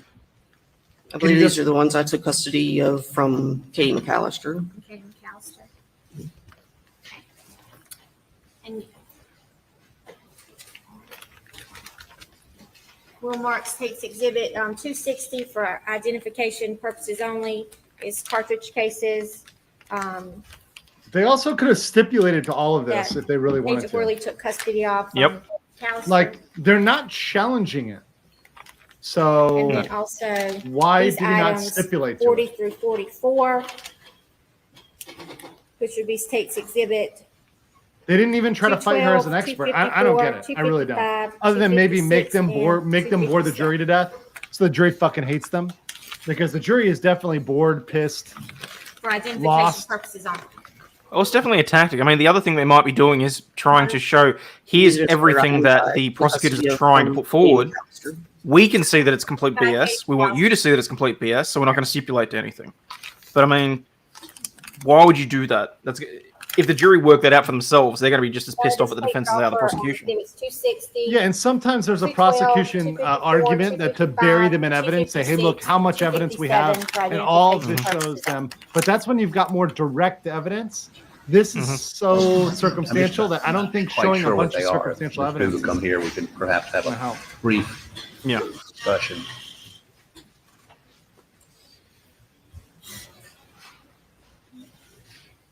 Yeah, Poon is confused.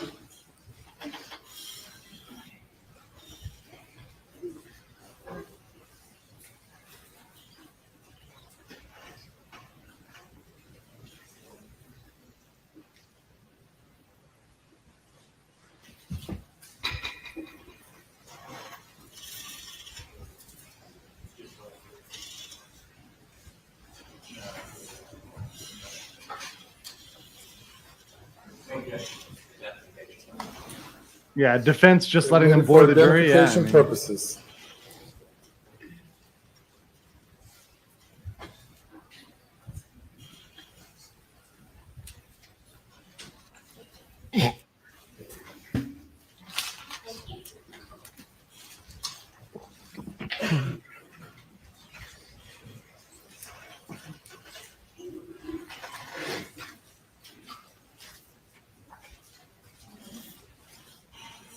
And yes, guys, the Abilene dumpster trial went down. The dad was found guilty. The son was not guilty, and he was sentenced to 14.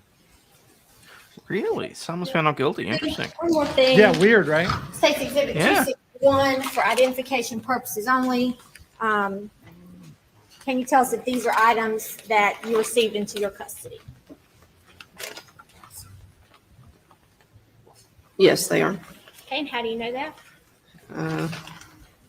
It's my handwriting on this outer packaging. So there are quite a lot of items in there that you received from, is it Agent Croft or Agent McAllister? Agent Croft. Is her name Laura? These, I believe, were ones I took custody of from Lieutenant Todd Shank. Okay. Let me open them. But those are items that you took custody of. No, Don, they haven't as of yet. I logged them in to the lab. I didn't collect them myself. I got them via chain of custody, Yeah. and then I logged them into the lab. And that's Correct, States Don. Exhibit 261 No, for no identification demonstration, purposes only. even of a strong circumstance, just that they exist Any at this objection? point. Yes. Smart identification.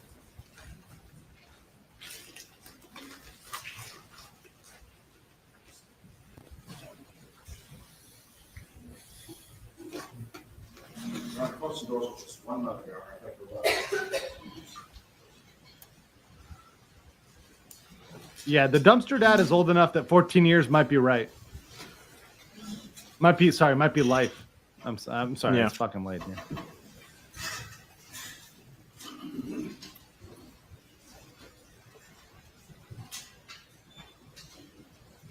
Yeah, he's in that range. Thank you, Agent Worley. Please answer any questions from the defense. Your Honor, we Oh, here we go. All right, cross examination. My cross-examination was with a certain line. And Several we hours. begin this afternoon. You just said that. I'm afraid Monday morning, I'm going to have to go through everything I went through today to ensure that there's some continuity there. And no offense to the jury, but I'm not sure I'll remember what I did today on Monday. So I would ask you I like if we that. could go ahead and take our weekend break. And he's today. the one asking for the break. We will recess for the weekend and resume at 9:30. See, this is Monday that was a morning. Chad move. That was a Chad move on the part of Dick Poon. Dick Poon just is the one that saved them and set them free. And he's done that he did that last time. Dick Poon perked up at the end. He got feisty at the end. He got fiery at the end. And I think he's doing it intentionally to be that guy. And, he's trying to make the jury like him, say, hey, don't blame him, blame me, right? Don't blame my client, blame me. Hey, we'll let you free. I think the thing is, the state is doing the technical steps, but they're not thinking about the jury at all in this. They're burying them in evidence. They're boring them to death. And this is essentially like torture. To me, this is torture as a jury to be forced to be in there. Oh, as a practitioner, this is torture, let alone to however many lay people sitting on that jury. They'd be bored out of their brains with this. And as you said, all of this could have been stipulated. We could have avoided the last, 8 hours worth of BS. And No, he's definitely. I reckon he's definitely winning the jury on his side on this. Yeah. So let's get actually, because people are talking about this, and I think this is, we started talking about it, but I want to do it now that they're shutting up. Fallout Zone says, I think this was a strategy. Do you think this is a strategy either on the part of the prosecution or defense, or do you think this is just the way it happens to be happening, where they're burying them in evidence, where they're just throwing all this boring evidence out there? I think at this point, because I mean, look, as I've said before, there's not enough here for me to be beyond a reasonable doubt irrespective. I think they know that. I think that it's a strategy simply because they're trying to bury them in the evidence, despite the fact they know that it's not strong evidence. Unless they are able to try and tie him, because let's face it, they haven't done it at all. They have not tied him to the crime with anything that's been presented over the last 2 days. So we're already through the direct for what, and we're on a cross for the second witness, and it's done nothing to help the prosecution's case whatsoever. All they've said is, oh yes, this person took a bunch of bullets from a hunting lodge. Oh, shock horror, there was ammo in a hunting lodge. That may or may not be similar to the bullets that were put into the victims. So what? I mean, unless they can prove that someone wasn't able to otherwise access the weapon anyway, even if it is the same gun, unless they're able to put fingerprints or something on the casing or DNA or something to actually tie him to the use of that ammunition, it's circumstantial at best, and good luck to them trying to convince a jury beyond a reasonable doubt.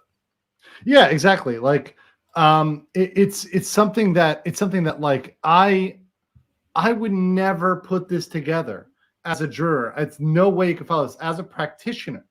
We're having trouble here. Like as a practitioner, we're having trouble following this. We're having trouble making sense of this. We're having trouble making a theory. As a lay person, a regular person, no way. I mean, and we've tried to have some lay people on here as well, and I'm going to have lay people on here as well on my channel just to kind of get their opinions. But I don't think anybody is following where they're going with this, or seeing that smoking gun. The thing I want to see is I want to see them say, okay, here's him lying, right? Here's his statements. This statement is not true. If they can get that out there, that'll be great. Of course, we're never going to get, Murdaugh is not going to go on the stand, of course, right? He would be an idiot to go on the stand here and not exercise his Fifth Amendment rights. But we're not seeing them put together a narrative of what to do with that evidence, what this evidence means. And if they're going to wait till closing to do it, I don't think that's going to work. I really don't. Absolutely not. I just don't think it's going to work.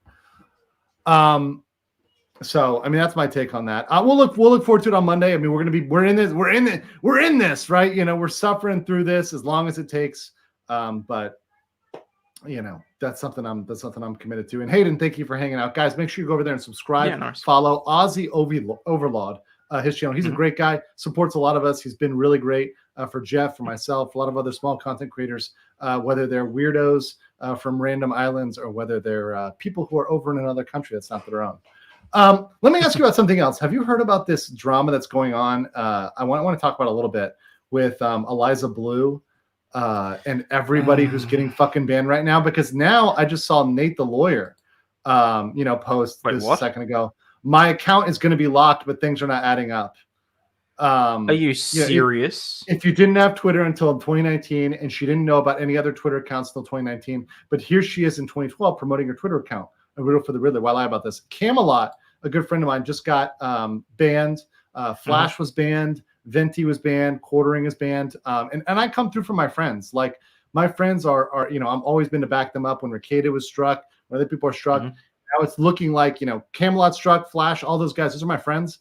And even people I don't know. Like I don't have a deep connection with Venti, right? I don't follow her content or stream with her at all, really. She's like a step out through me hanging out with Anna, and then Anna hangs out with her on Simcast. But I don't believe anybody should be banned, even people I don't like. And the fact that now lawyers are going to get banned over this is getting ridiculous. And Elon's Twitter is not looking as based as it once was. No, not even as much as it was, a week ago, which I think is completely ridiculous and pathetic. I mean, I personally haven't seen the photo that's started causing this off. I had never heard of this woman until all this broke up. So, the whole Streisand effect thing is definitely applicable here because, I'm trying to bury this. Bullshit. You wanted this out there so that you could get as much clout notoriety out of this as you possibly could. Okay, and you're Yeah, trying to take her- people down with you at the same time. Her name would never be trending, right? I mean, in the trending right now, she was here you go, 5,134 tweets, Eliza Blue, right? Her name would never be trending if she wasn't on this bullshit. The thing is, and this is a problem with cloud chasers, and she is a cloud chaser.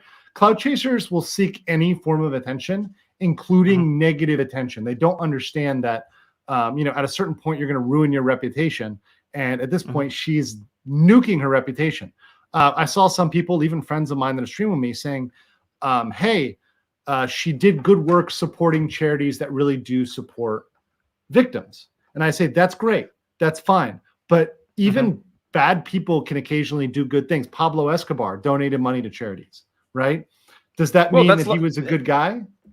The other thing as well is the people that don't separate actors from their works and that sort of thing. It's the same argument. For example, I mean, what's his name? Guy that's going through the courts in the UK at the moment. I literally just had his name in my head. But even like John Barrowman, like everyone's was calling for him to be cancelled for flashing someone. And then the guy from House of Cards. I'm trying to. God damn it, Kevin Spacey. Thank you, Kevin Spacey. Yeah, Kevin Spacey, absolute excellent actor. Everything he's done, all of his works are fantastic. He made House of Cards. Fuck Robin Wright. That show was never about Robin Wright. Her role in it was secondary to him. Without his character, there is no House of Cards, right? And go back to American Beauty, go back to all the old movies he's been in. Fantastic actor. He's a piece of shit human. But I don't look at him. I'm not looking at these people for moral advice on how to live my life. Get in the film, act, and do a good job.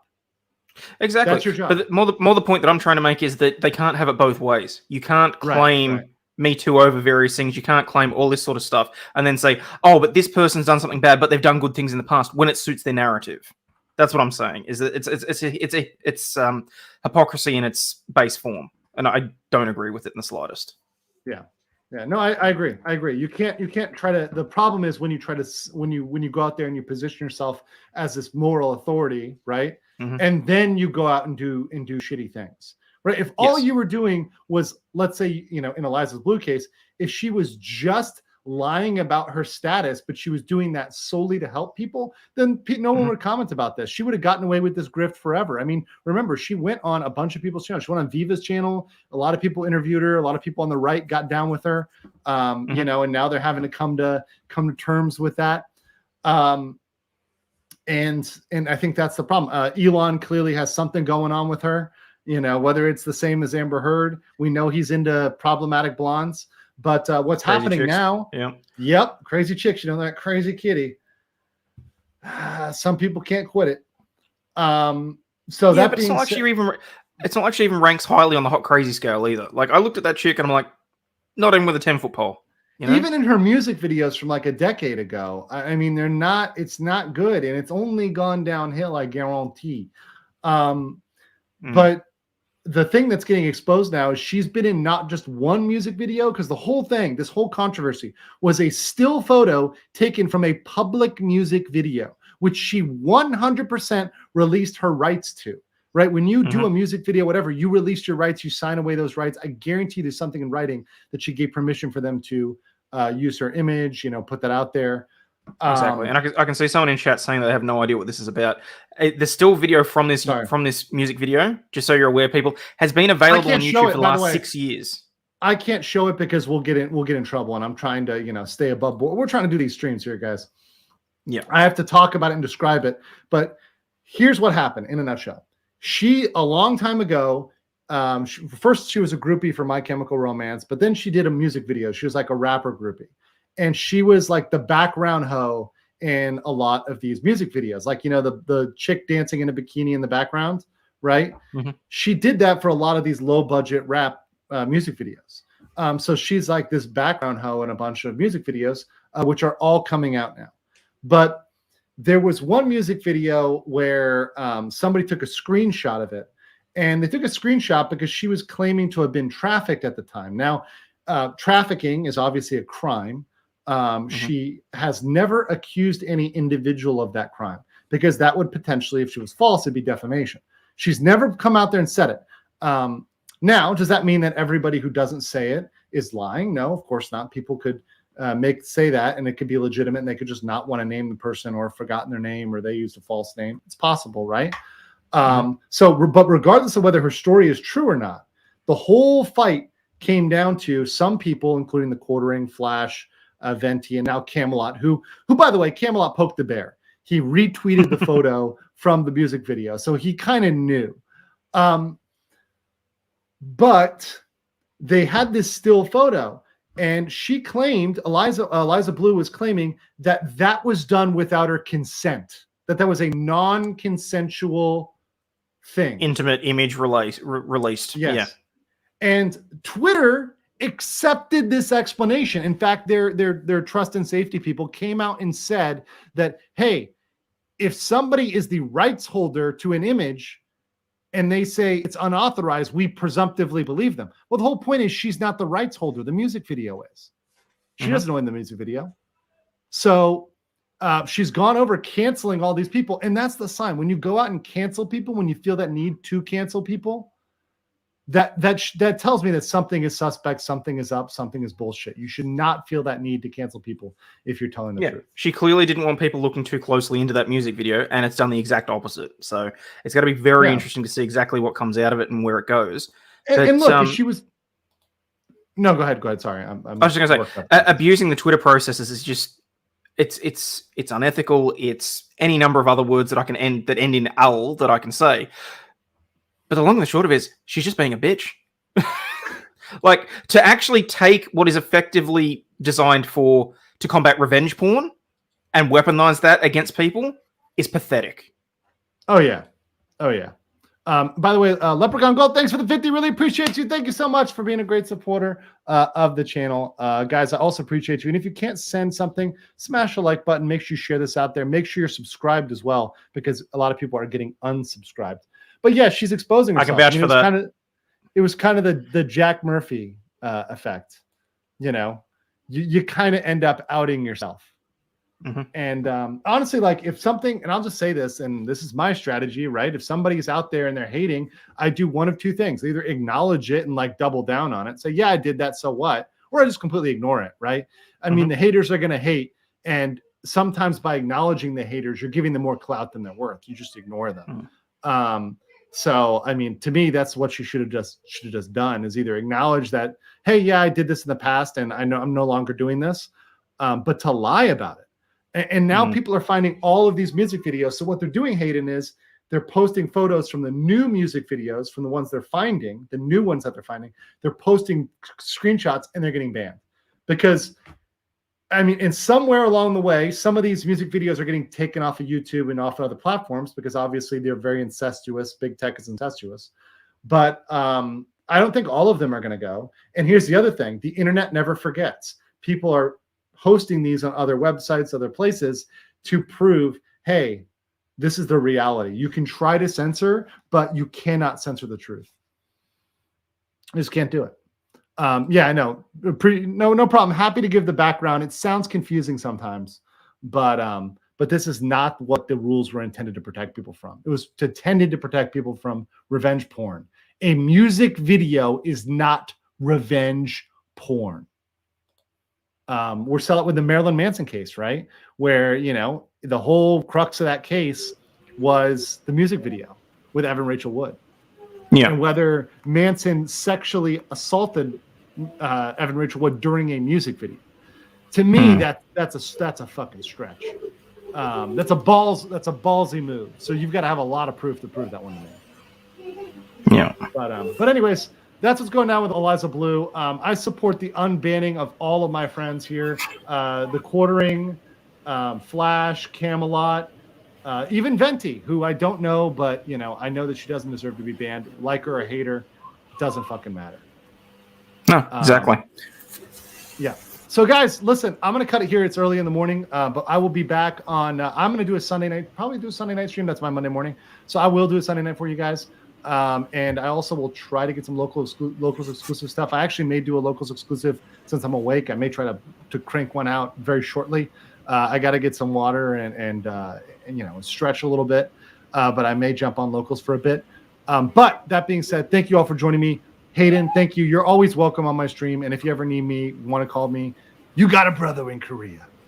Lovely. Appreciate it. So, guys, take care. Catch you later. And I will see you on Sunday or over on Locals. Peace.